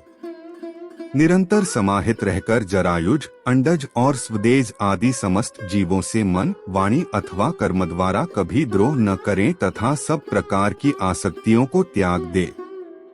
ग्राम में 1 रात और पुर में 5 रात्रि तक रहें तथा इतने दिन तो इस प्रकार रहे जिससे किसी से प्रेम अथवा द्वेष न हो। जिस समय घरों में अग्नि शांत हो जाए और लोग भोजन कर चुके उस समय प्राण रक्षा के लिए उत्तम वर्णों में भिक्षा के लिए जाए। परिव्राजक को चाहिए कि काम, क्रोध तथा दर्प, लोभ और मोह आदि समस्त दुर्गुणों को छोड़कर ममता शून्य होकर रहे। जो मुनि समस्त प्राणियों को अभयदान देकर विचरता है उसको भी किसी से कभी कोई भय नहीं होता। जो ब्राह्मण चतुर्थ आश्रम में अपने शरीर में स्थित प्राणादि सहित जठराग्नि के उद्देश्य से अपने मुख में भिक्षान्नरूप हवि से हवन करता है वह ऐसा अग्निहोत्र करके अग्निहोत्रियों के लोकों को प्राप्त हो जाता है। जो ब्राह्मण बुद्धियोगी से युक्त होकर यथाविधि आचरण करता हुआ उस मोक्षाश्रम का पवित्रता और सुख पूर्वक आचरण करता है वह निरिबंधन अग्नि के समान शांत होता है और अंत में ब्रह्मलोक प्राप्त करता है। संपूर्ण विष्णु पुराण तृतीय अंश 10वां अध्याय जात कर्म, नामकरण और विवाह संस्कार की विधि। सगर बोले, हे द्विजश्रेष्ठ, अपने चारों आश्रम और चारों वर्णों के कर्मों का वर्णन किया। अब मैं आपके द्वारा मनुष्यों के कर्मों को सुनना चाहता हूँ।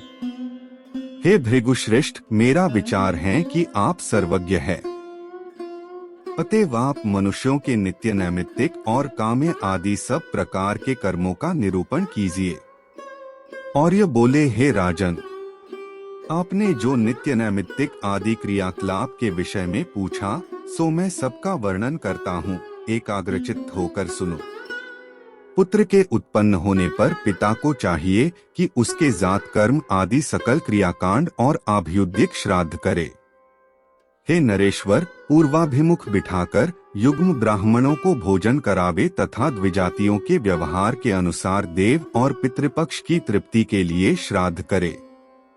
और हे राजन, प्रसन्नता पूर्वक देवतीर्थ अंगुलियों के अग्रभाग द्वारा नांदी मुख पितृगण को दही, जौ और बद्रीफल मिलाकर बनाए हुए पिंड दे, अथवा प्राजापत्य तीर्थ कनिष्ठिका के मूल द्वारा संपूर्ण उपचार द्रव्यों का दान करें। इसी प्रकार कन्या अथवा पुत्रों के विवाह आदि समस्त वृद्धि कालों में भी करे। तदंतर पुत्रोत्पत्ति के 10वें दिन पिता नामकरण संस्कार करे।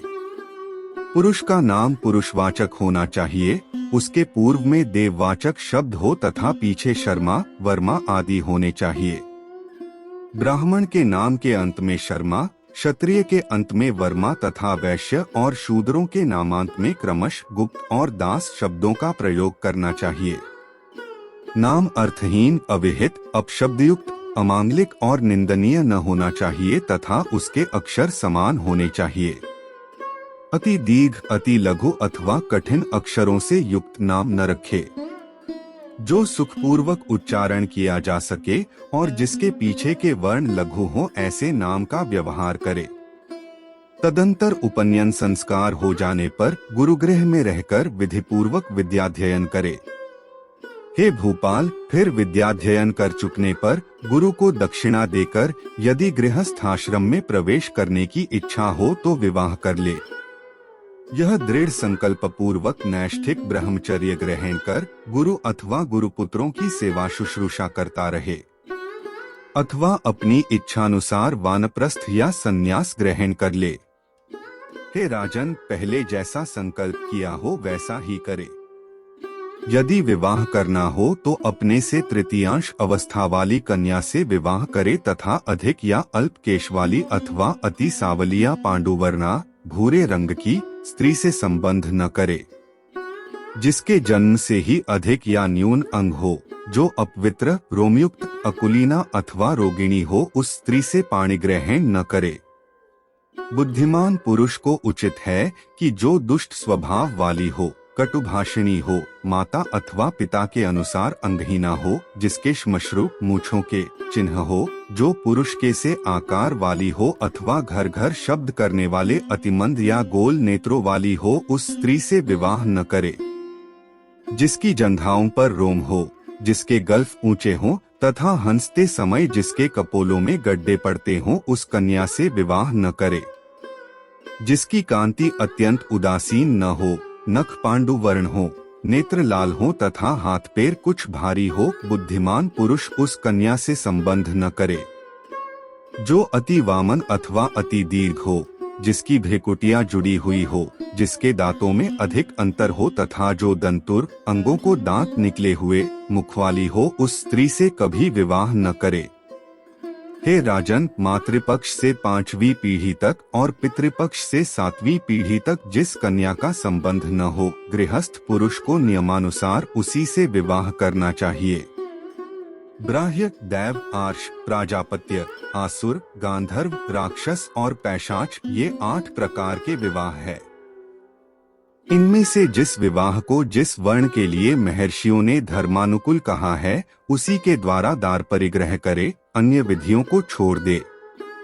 इस प्रकार सहधर्मिणी को प्राप्त कर उसके साथ गार्हस्थ्य धर्म का पालन करे, क्योंकि उसका पालन करने पर वह महान फल देने वाला होता है। संपूर्ण विष्णु पुराण, तृतीय अंश, 11वां व 12वां अध्याय। गृहस्थ संबंधी सदाचार का वर्णन।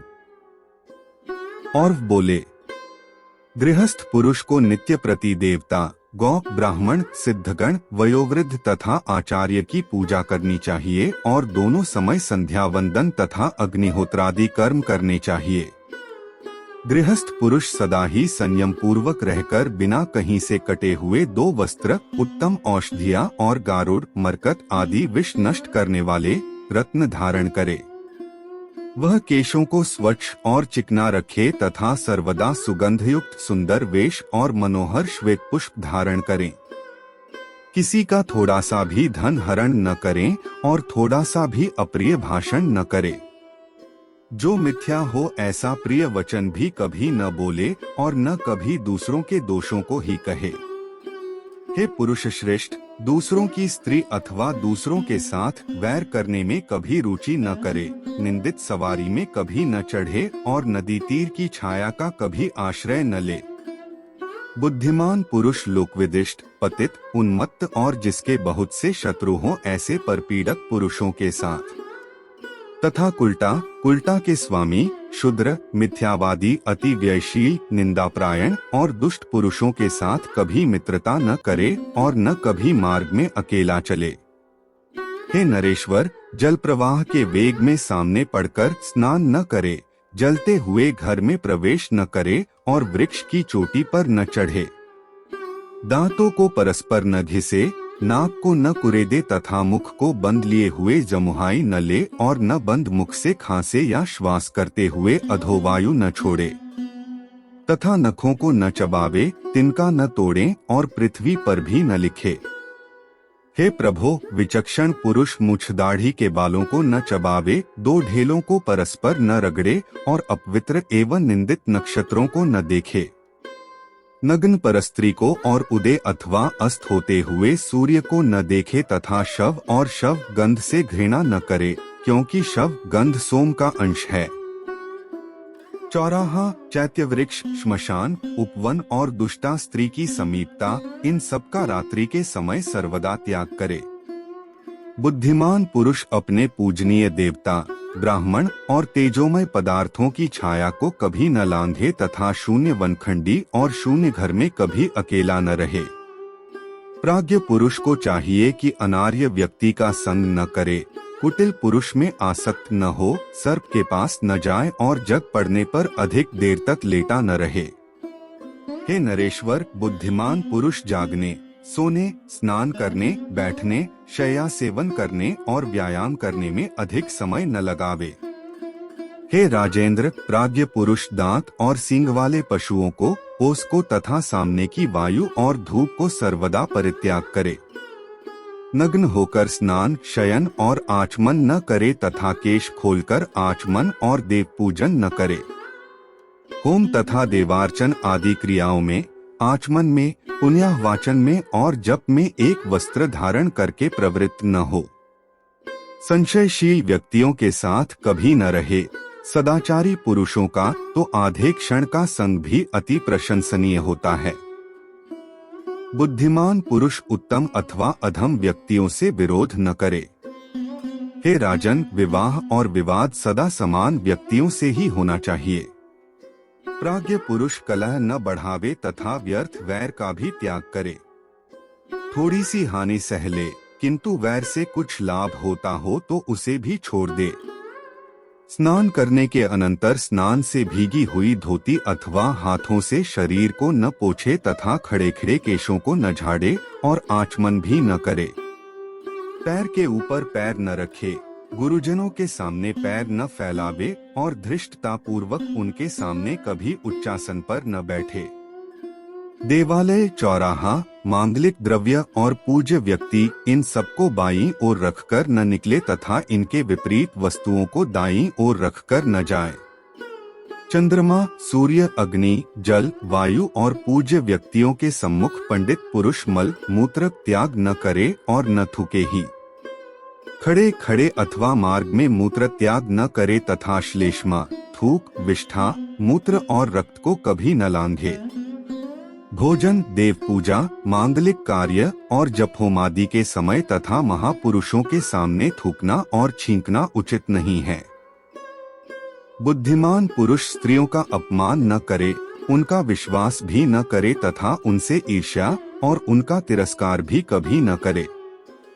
सदाचार परायण प्राज्ञ व्यक्तियों का अभिवादन किए बिना कभी अपने घर से न निकले। चौराहों को नमस्कार करे, यथा समय अग्निहोत्र करे, दीन दुखियों का उद्धार करे और बहुश्रुत साधु पुरुषों का सत्संग करे। जो पुरुष देवता और ऋषियों की पूजा करता है, पितृगण को पिंडोदक देता है और अतिथि का सत्कार करता है, वह पुण्यलोकों को जाता है। जो व्यक्ति जितेंद्रिय होकर समयानुसार हित, मित और प्रिय भाषण करता है, हे राजन, वह आनंद के हेतुभूत अक्षय लोकों को प्राप्त होता है। बुद्धिमान, लज्जावान, क्षमाशील, आस्तिक और विनयी पुरुष विद्वान और कुलीन पुरुषों के योग्य उत्तम लोकों में जाता है। अकाल मेघ गर्जना के समय, पर्व दिनों पर, अशौच काल में तथा चंद्र और सूर्य ग्रहण के समय बुद्धिमान पुरुष अध्ययन न करे। जो व्यक्ति क्रोधित को शांत करता है, सबका बंधु है, मत्सर शून्य है, भयभीत को सांत्वना देने वाला है और साधु स्वभाव है, उसके लिए स्वर्ग तो बहुत थोड़ा फल है। जिसे शरीर रक्षा की इच्छा हो वह पुरुष वर्षा और धूप में छाता लेकर निकले, रात्रि के समय और वन में दंड लेकर जाए तथा जहाँ कहीं जाना हो सर्वदा जूते पहनकर जाए। बुद्धिमान पुरुष को कमर की ओर, इधर उधर अथवा दूर के पदार्थों को देखते हुए नहीं चलना चाहिए, केवल युगमात्र 4 हाथ पृथ्वी को देखता हुआ चले। जो जितेंद्रिय दोष के समस्त हेतुओं को त्याग देता है, उसके धर्म, अर्थ और काम की थोड़ी सी भी हानि नहीं होती। जो विद्या विनय संपन्न सदाचारी प्राज्ञ पुरुष पापी के प्रति पापमय व्यवहार नहीं करता, कुटिल पुरुषों से प्रिय भाषण करता है तथा जिसका अंतःकरण मैत्री से द्रवीभूत रहता है, मुक्ति उसकी मुट्ठी में रहती है। जो वितराग महापुरुष कभी काम, क्रोध और लोभादि के वशीभूत नहीं होते तथा सर्वदा सदाचार में स्थित रहते हैं, उनके प्रभाव से ही पृथ्वी टिकी हुई है। अत प्राज्ञ पुरुष को वही सत्य कहना चाहिए जो दूसरों की प्रसन्नता का कारण हो। यदि किसी सत्य वाक्य के कहने से दूसरों को दुख होता हो तो मौन रहे। यदि प्रिय वाक्य को भी अहितकर समझे तो उसे न कहे। उस अवस्था में तो हितकर वाक्य ही कहना अच्छा है, भले ही वह अत्यंत अप्रिय क्यों न हो। जो कार्य इहलोक और परलोक में प्राणियों के हित का साधक हो, मतिमान पुरुष मन, वचन और कर्म से उसी का आचरण करें। संपूर्ण विष्णु पुराण तृतीय अंश 13 से 17वां अध्याय। नग्न विषयक प्रश्न। देवताओं का पराजय, उनका भगवान की शरण में जाना और भगवान का माया मोह को प्रकट करना। श्री पराशर जी बोले, हे मैत्रेय, पूर्व काल में महात्मा सगर से उनके पूछने पर भगवान औरव ने इस प्रकार गृहस्थ के सदाचार का निरूपण किया था। हे द्विज, मैंने भी तुमसे उसका पूर्णतया वर्णन कर दिया। कोई भी पुरुष सदाचार का उल्लंघन करके सद्गति नहीं पा सकता। श्री मैत्रेय जी बोले, भगवन, नपुंसक, अपविद्ध और रजस्वला आदि को तो मैं अच्छी तरह जानता हूँ, किंतु यह नहीं जानता कि नग्न किसको कहते हैं। अत इस समय मैं नग्न के विषय में जानना चाहता हूँ। नग्न कौन है और किस प्रकार के आचरण वाला पुरुष नग्न संज्ञा प्राप्त करता है?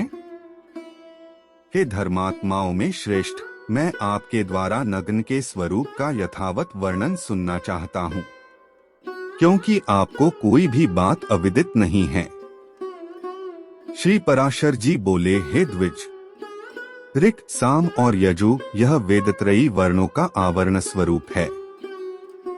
जो पुरुष मोह से इसका त्याग कर देता है वह पापी नग्न कहलाता है। हे ब्राह्मण, समस्त वर्णों का संवरण ढंकने वाला वस्त्र वेदत्रयी ही है, इसलिए उसका त्याग कर देने पर पुरुष नग्न हो जाता है, इसमें कोई संदेह नहीं। हमारे पितामह धर्मज्ञ वशिष्ठ जी ने इस विषय में महात्मा भीष्म जी से जो कुछ कहा था वह श्रवण करो। हे मैत्रेय, तुमने जो मुझसे नग्न के विषय में पूछा है, इस संबंध में भीष्म के प्रति वर्णन करते समय मैंने भी महात्मा वशिष्ठ जी का कथन सुना था। पूर्व काल में किसी समय 100 दिव्य वर्ष तक देवता और असुरों का परस्पर युद्ध हुआ। उसमें ह्लाद प्रभृति दैत्यों द्वारा देवगण पराजित हुए। अत देवगण ने क्षीर सागर के उत्तरीय तट पर जाकर तपस्या की और भगवान विष्णु की आराधना के लिए उस समय इस स्तव का गान किया। देवगण बोले, हम लोग लोकनाथ भगवान विष्णु की आराधना के लिए जिस वाणी का उच्चारण करते हैं उससे वे आद्य पुरुष श्री विष्णु भगवान प्रसन्न हो, जिन परमात्मा से संपूर्ण भूत उत्पन्न हुए हैं और जिनमें वे सब अंत में लीन हो जाएंगे, संसार में उनकी स्तुति करने में कौन समर्थ हैं? हे प्रभो, यद्यपि आपका यथार्थ स्वरूप वाणी का विषय नहीं है, तो भी शत्रुओं के हाथ से विध्वस्त होकर पराक्रमहीन जाने के कारण हम अभय प्राप्ति के लिए आपकी स्तुति करते हैं। पृथ्वी, जल, अग्नि, वायु, आकाश, अंतःकरण, मूल प्रकृति और प्रकृति से परे पुरुष, ये सब आप ही है। हे सर्वभूतात्मन, ब्रह्मा से लेकर स्तंभ पर्यंत स्थान और कालादि भेदयुक्त यह मूर्त पदार्थमय संपूर्ण प्रपंच आप ही का शरीर है। आपके नाभिकमल से विश्व उपकारार्थ प्रकट हुआ जो आपका प्रथम रूप है। हे ईश्वर, उस ब्रह्म स्वरूप को नमस्कार है। इंद्र, सूर्य, रुद्र, वसु, अश्विनी कुमार, मरुद्रण और सोम आदि भेदयुक्त हम लोग भी आप ही का एक रूप है। अत आपके उस देवरूप को नमस्कार है। हे गोविंद, जो दंभमयी, अज्ञानमयी तथा तितिक्षा और दंभ से शून्य है, आपकी उस दैत्य मूर्ति को नमस्कार है। जिस मंदसत्व स्वरूप में हृदय की नाड़ियां अत्यंत ज्ञानवाहिनी नहीं होती तथा जो शब्दादि विषयों का लोभी होता है, आपके उस यक्षरूप को नमस्कार है। हे पुरुषोत्तम, आपका जो क्रूरता और माया से युक्त घोर तमोमय रूप है, उस राक्षस स्वरूप को नमस्कार है। हे जनार्दन, जो स्वर्ग में रहने वाले धार्मिक जनों के यागादि सद्धर्मों के फल की प्राप्ति करने वाला आपका धर्म नामक रूप है, उसे नमस्कार है। जो जलग्नि आदि गमनीय स्थानों में जाकर भी सर्वदा निर्लिप्त और प्रसन्नतामय रहता है, वह सिद्ध नामक रूप आप ही का है। ऐसे सिद्ध स्वरूप आपको नमस्कार है। हे हरे, जो अक्षमा का आश्रय अत्यंत क्रूर और कामोपभोग में समर्थ आपका द्विजिह्व दो जीभ वाला रूप है, उन नागस्वरूप आपको नमस्कार है। हे विष्णु, जो ज्ञानमय, शांत, दोष रहित और कल्मषहीन है, उस आपके मुनिमय स्वरूप को नमस्कार है। जो कल्पांत में अनिवार्य रूप से समस्त भूतों का भक्षण कर जाता है। हे पुंडरीकाक्ष, आपके उस काल स्वरूप को नमस्कार है। जो प्रलय काल में देवता आदि समस्त प्राणियों को सामान्य भाव से भक्षण करके नृत्य करता है, आपके उस रुद्र स्वरूप को नमस्कार है। रजोगुण की प्रवृत्ति के कारण जो कर्मों का कारण रूप है, हे जनार्दन, आपके उस मनुष्यात्मक स्वरूप को नमस्कार है।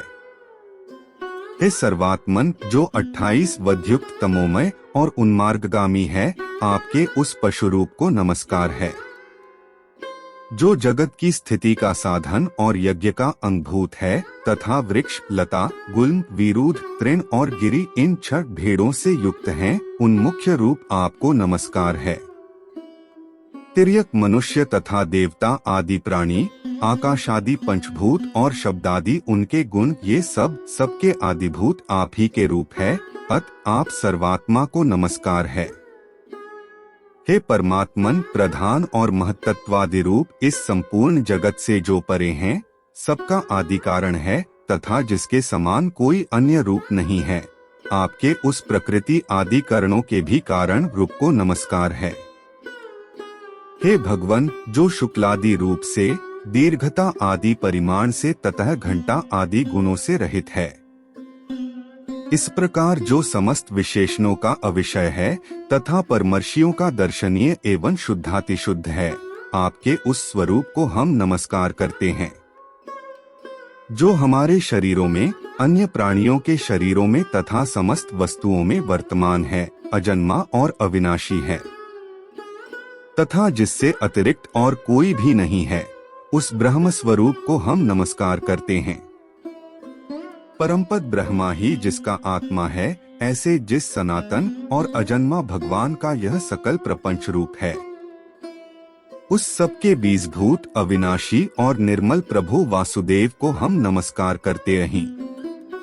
श्री पराशर जी बोले, हे मैत्रेय, स्तोत्र के समाप्त हो जाने पर देवताओं ने परमात्मा श्री हरि को हाथ में शंख, चक्र और गदा लिए तथा गरुड़ पर आरूढ़ हुए अपने सम्मुख विराजमान देखा। उन्हें देखकर समस्त देवताओं ने प्रणाम करने के अनंतर उनसे कहा, हे नाथ, प्रसन्न होइए और हम शरणागतों की दैत्यों से रक्षा कीजिए।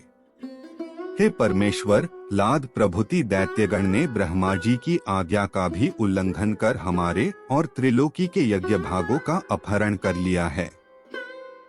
यद्यपि हम और वे सर्वभूत आप ही के अंशज है, तथापि अविद्यावश हम जगत को परस्पर भिन्न भिन्न देखते हैं। हमारे शत्रुगण अपने वर्ण धर्म का पालन करने वाले वेदमार्गावलंबी और तपोनिष्ठ हैं, अत वे हमसे नहीं मारे जा सकते। अत हे सर्वात्मन, जिससे हम उन असुरों का वध करने में समर्थ हो, ऐसा कोई उपाय आप हमें बतलाइए। श्री पराशर जी बोले।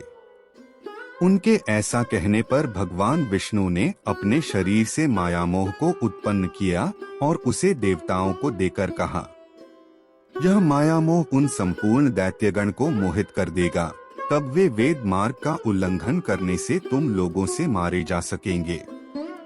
हे देवगण, जो कोई देवता अथवा दैत्य ब्रह्मा जी के कार्य में बाधा डालते हैं, वे सृष्टि की रक्षा में तत्पर मेरे बद्ध होते हैं। अत हे देवगण, अब तुम जाओ, डरो मत। यह मायामोह आगे से जाकर तुम्हारा उपकार करेगा। श्री पराशर जी बोले। भगवान की ऐसी आज्ञा होने पर देवगण उन्हें प्रणाम कर जहाँ से आए थे वहाँ चले गए, तथा उनके साथ मायामोह भी जहाँ असुर गण थे वहाँ गया। संपूर्ण विष्णु पुराण तृतीय अंश 18वां अध्याय। मायामोह और असुरों का संवाद तथा राजा शतधनु की कथा। श्री पराशर जी बोले, हे मैत्रेय, तदंतर मायामोह ने जाकर देखा कि असुरगण नर्मदा के तट पर तपस्या में लगे हुए हैं। तब उस मयूरपिच्छधारी दिगंबर और मुंडितकेश मायामोह ने असुरों से अति मधुर वाणी में इस प्रकार कहा। मायामोह बोला, हे दैत्यपतिगण, कहिए, आप लोग किस उद्देश्य से तपस्या कर रहे हैं? आपको किसी लौकिक फल की इच्छा है या पारलौकिक की? असुरगण बोले, हे महामते, हम लोगों ने पारलौकिक फल की कामना से तपस्या आरंभ की है। इस विषय में तुमको हमसे क्या कहना है?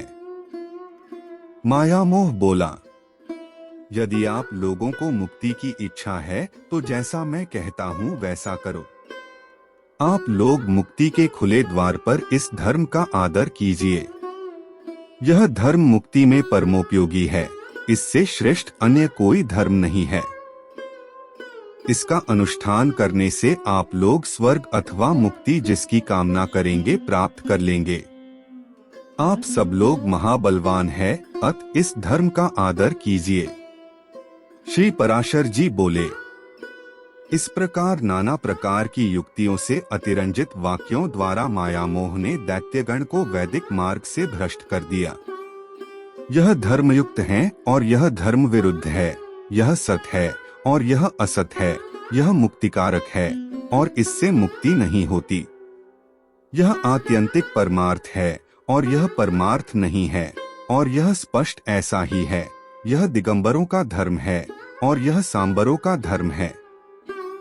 हे द्विज, ऐसे अनेक प्रकार के अनंत वादों को दिखलाकर मायामोह ने उन दैत्यों को स्वधर्म से च्युत कर दिया। मायामोह ने दैत्यों से कहा था कि आप लोग इस महाधर्म को अर्हत अर्थात इसका आदर कीजिए। अत उस धर्म का अवलंबन करने से वे अर्हत कहलाए। मायामोह ने असुरगण को त्रयी धर्म से विमुक्त कर दिया। वे मोहग्रस्त हो गए तथा पीछे उन्होंने अन्य दैत्यों को भी इसी धर्म में प्रवृत्त किया। उन्होंने दूसरे दैत्यों को, दूसरों ने तीसरों को, तीसरों ने चौथों को तथा उन्होंने औरों को इसी धर्म में प्रवृत्त किए। इस प्रकार थोड़े ही दिनों में दैत्यगण ने वेदत्रयी का प्राय त्याग कर दिया। तदंतर जितेंद्रिय मायामोह ने रक्त वस्त्र धारण कर अन्यान्य असुरों के पास जा उनसे मृदु, अल्प और मधुर शब्दों में कहा, हे असुरगण, यदि तुम लोगों को स्वर्ग अथवा मोक्ष की इच्छा है तो पशुहिंसा आदि दुष्ट कर्मों को त्याग कर बोध प्राप्त करो। यह संपूर्ण जगत विज्ञानमय है, ऐसा जानो। मेरे वाक्यों पर पूर्णतया ध्यान दो। इस विषय में युद्धजनों का पदार्थों की प्रतीति पर ही स्थिर है तथा रागादि दोषों से दूषित हैं।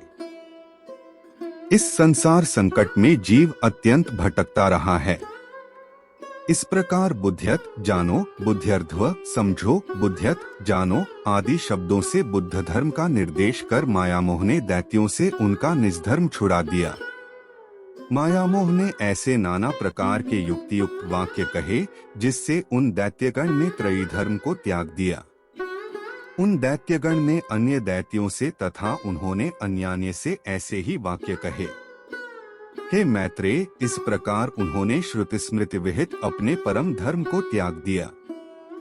हे द्विज, मोहकारी माया मोह ने और भी अनेकानेक दैत्यों को भिन्न भिन्न प्रकार के विविध पाषंडों से मोहित कर दिया। इस प्रकार थोड़े ही समय में माया मोह के द्वारा मोहित होकर असुरगण ने वैदिक धर्म की बातचीत करना भी छोड़ दिया। हे द्विज, उनमें से कोई वेदों की, कोई देवताओं की, कोई याज्ञिक कर्म कलापों की तथा कोई ब्राह्मणों की निंदा करने लगे। हिंसा में भी धर्म होता है, यह बात किसी प्रकार युक्ति संगत नहीं है। अग्नि में हवी जलाने से फल होगा, यह भी बच्चों की सी बात है। अनेकों यज्ञों के द्वारा देवत्व लाभ करके यदि इंद्र को शमी आदि काष्ठ का ही भोजन करना पड़ता है तो इससे तो पत्ते खाने वाला पशु ही अच्छा है। यदि यज्ञ में बलि किए गए पशु को स्वर्ग की प्राप्ति होती है तो यजमान अपने पिता को ही क्यों नहीं मार डालता। यदि किसी अन्य पुरुष के भोजन करने से भी किसी पुरुष की तृप्ति हो सकती है तो विदेश की यात्रा के समय खाद्य पदार्थ ले जाने का परिश्रम करने की क्या आवश्यकता है। पुत्रगण घर पर ही श्राद्ध कर दिया करें।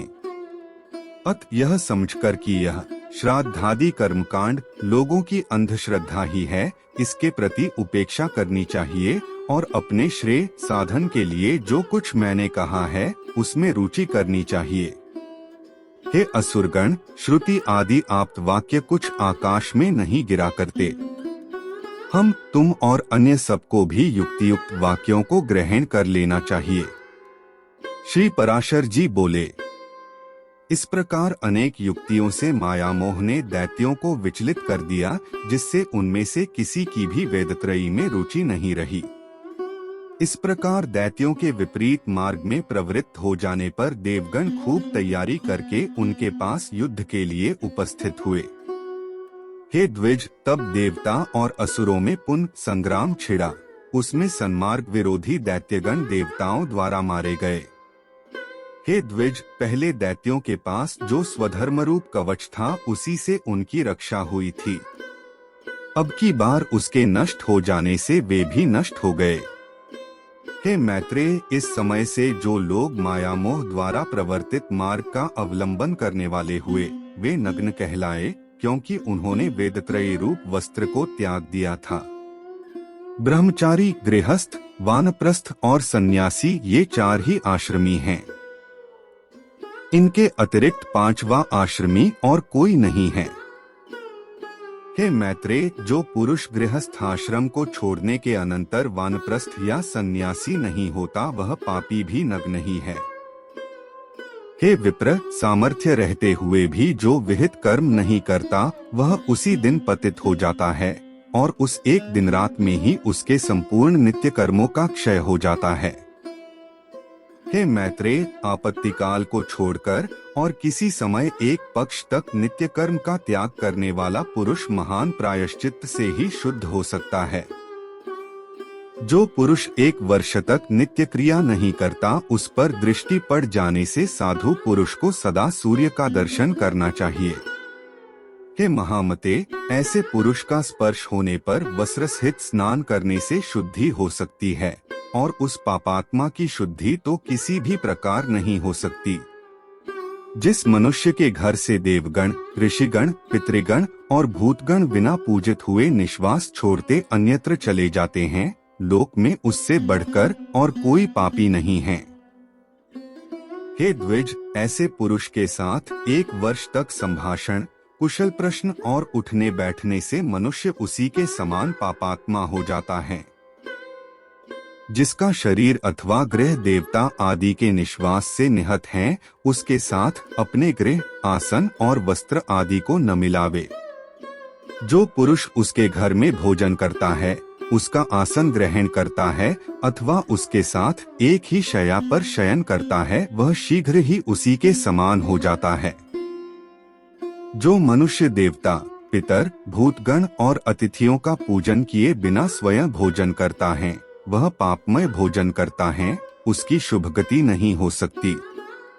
जो ब्राह्मणादि वर्ण स्वधर्म को छोड़कर परधर्मों में प्रवृत्त होते हैं अथवा हीनवृत्ति का अवलंबन करते हैं, वे नग्न कहलाते हैं। हे मैत्रेय, जिस स्थान में चारों वर्णों का अत्यंत मिश्रण हो, उसमें रहने से पुरुष की साधु वृत्तियों का क्षय हो जाता है। जो पुरुष ऋषि, देव, पितरी, भूत और अतिथिगण का पूजन किए बिना भोजन करता है, उससे संभाषण करने से भी लोग नरक में पड़ते हैं। अत वेदत्रयी के त्याग से दूषित इन नग्नों के साथ प्राज्ञ पुरुष सर्वदा संभाषण और स्पर्श आदि का भी त्याग कर दे। यदि इनकी दृष्टि पड़ जाए तो श्रद्धावान पुरुषों का यत्न पूर्वक किया हुआ श्राद्ध देवता अथवा पितृपितामहगण की तृप्ति नहीं करता। राजा शतधनु की कथा। सुना जाता है, पूर्व काल में पृथ्वी तल पर शतधनु नाम से विख्यात एक राजा था। उसकी पत्नी शैव्या अत्यंत धर्मपरायणा थी। वह महाभाग पतिव्रता, सत्य, शौच और दया से युक्त तथा विनय और नीति आदि संपूर्ण सुलक्षणों से संपन्न थी। उस महारानी के साथ राजा शतधनु ने परम समाधि द्वारा सर्वव्यापक देवदेव श्री जनार्दन की आराधना की। वे प्रतिदिन तन्मय होकर अनन्य भाव से होम, जप, दान, उपवास और पूजन आदि द्वारा भगवान की भक्ति पूर्वक आराधना करने लगे। हे द्विज, एक दिन कार्तिकी पूर्णिमा को उपवास कर उन दोनों पति पत्नियों ने श्री गंगा जी से एक साथ ही स्नान करने के अनंतर बाहर आने पर एक पाषंडी को सामने आता देखा। यह ब्राह्मण उस महात्मा राजा के धनुर्वेदाचार्य का मित्र था। अत आचार्य के गौरव वश राजा ने भी उससे मित्रवत व्यवहार किया, किंतु उसकी पतिव्रता पत्नी ने उसका कुछ भी आदर नहीं किया। वह मौन रही और यह सोचकर कि मैं उपोषिता, उपवासयुक्त हूँ, उसे देखकर सूर्य का दर्शन किया। हे द्विजोत्तम, फिर उन स्त्री पुरुषों ने यथारीति आकर भगवान विष्णु के पूजा आदिक संपूर्ण कर्म विधि पूर्वक किए। कालांतर में वह शत्रुजित राजा मर गया। तब देवी शैव्या ने भी चितारूढ़ महाराज का अनुगमन किया। राजा शतधनु ने उपवास अवस्था में पाखंडी से वार्तालाप किया था। अत उस पाप के कारण उसने कुत्ते का जन्म लिया तथा वह शुभ लक्षणा काशी नरेश की कन्या हुई, जो सब प्रकार के विज्ञान से युक्त, सर्वलक्षण संपन्ना और जातिस्मरा, पूर्वजन्म का वृतांत जानने वाली थी। राजा ने उसे किसी वर को देने की इच्छा की, किंतु उस सुंदरी के ही रोक देने पर वह उसके विवाहादि से उपरत हो गए। तब उसने दिव्य दृष्टि से अपने पति को श्वान हुआ जान विदिशा नामक नगर में जाकर उसे वहां कुत्ते की अवस्था में देखा। अपने महाभाग पति को श्वान रूप में देखकर उस सुंदरी ने उसे सत्कार पूर्वक अति उत्तम भोजन कराया। उसके दिए हुए उस अति मधुर और इच्छित अन्न को खाकर वह अपनी जाति के अनुकूल नाना प्रकार की चाटुता प्रदर्शित करने लगा। उसके चाटुता करने से अत्यंत संकुचित हो उस बालिका ने कुत्सित योनि में उत्पन्न हुए उस अपने प्रियतम को प्रणाम कर उससे इस प्रकार कहा, महाराज, आप अपनी उस उदारता का स्मरण कीजिए जिसके कारण आज आप श्वान योनि को प्राप्त होकर मेरे चाटुकार हुए हैं। हे प्रभो, क्या आपको यह स्मरण नहीं है कि तीर्थ स्नान के अनंतर पाखंडी से वार्तालाप करने के कारण ही आपको यह कुत्सित योनि मिली है? श्री पराशर जी बोले, काशी राजसुता द्वारा इस प्रकार स्मरण कराए जाने पर उसने बहुत देर तक अपने पूर्वजन्म का चिंतन किया। तब उसे अति दुर्लभ निर्वेद प्राप्त हुआ। उसने अति उदास चित्त से नगर के बाहर आकर प्राण त्याग दिए और फिर श्रृंगाल योनि में जन्म लिया। तब काशीराज कन्या दिव्य दृष्टि से उसे दूसरे जन्म में श्रृंगाल हुआ जान उसे देखने के लिए कोलाहल पर्वत पर गई। वहां भी अपने पति को श्रृंगाल योनि में उत्पन्न हुआ देख वह सुंदरी राजकन्या उससे बोली, हे राजेंद्र, श्वानयोनि में जन्म लेने पर मैंने आपसे जो पाखंड से वार्तालाप विषयक पूर्वजन्म का वृतांत कहा था, क्या वह आपको स्मरण है? तब सत्यनिष्ठों में श्रेष्ठ राजा शतधनु ने उसके इस प्रकार कहने पर सारा सत्य वृतांत जानकर निराहार रह वन में अपना शरीर छोड़ दिया। फिर वह एक भेड़िया हुआ। उस समय भी अनिंदिता राजकन्या ने उस निर्जन वन में जाकर अपने पति को उसके पूर्वजन्म का वृतांत स्मरण कराया। हे महाभाग, तुम भेड़िया नहीं हो, तुम राजा शतधनु हो। तुम अपने पूर्वजन्मों में क्रमश कुकुर और श्रृंगाल होकर अब भेड़िया हुए हो।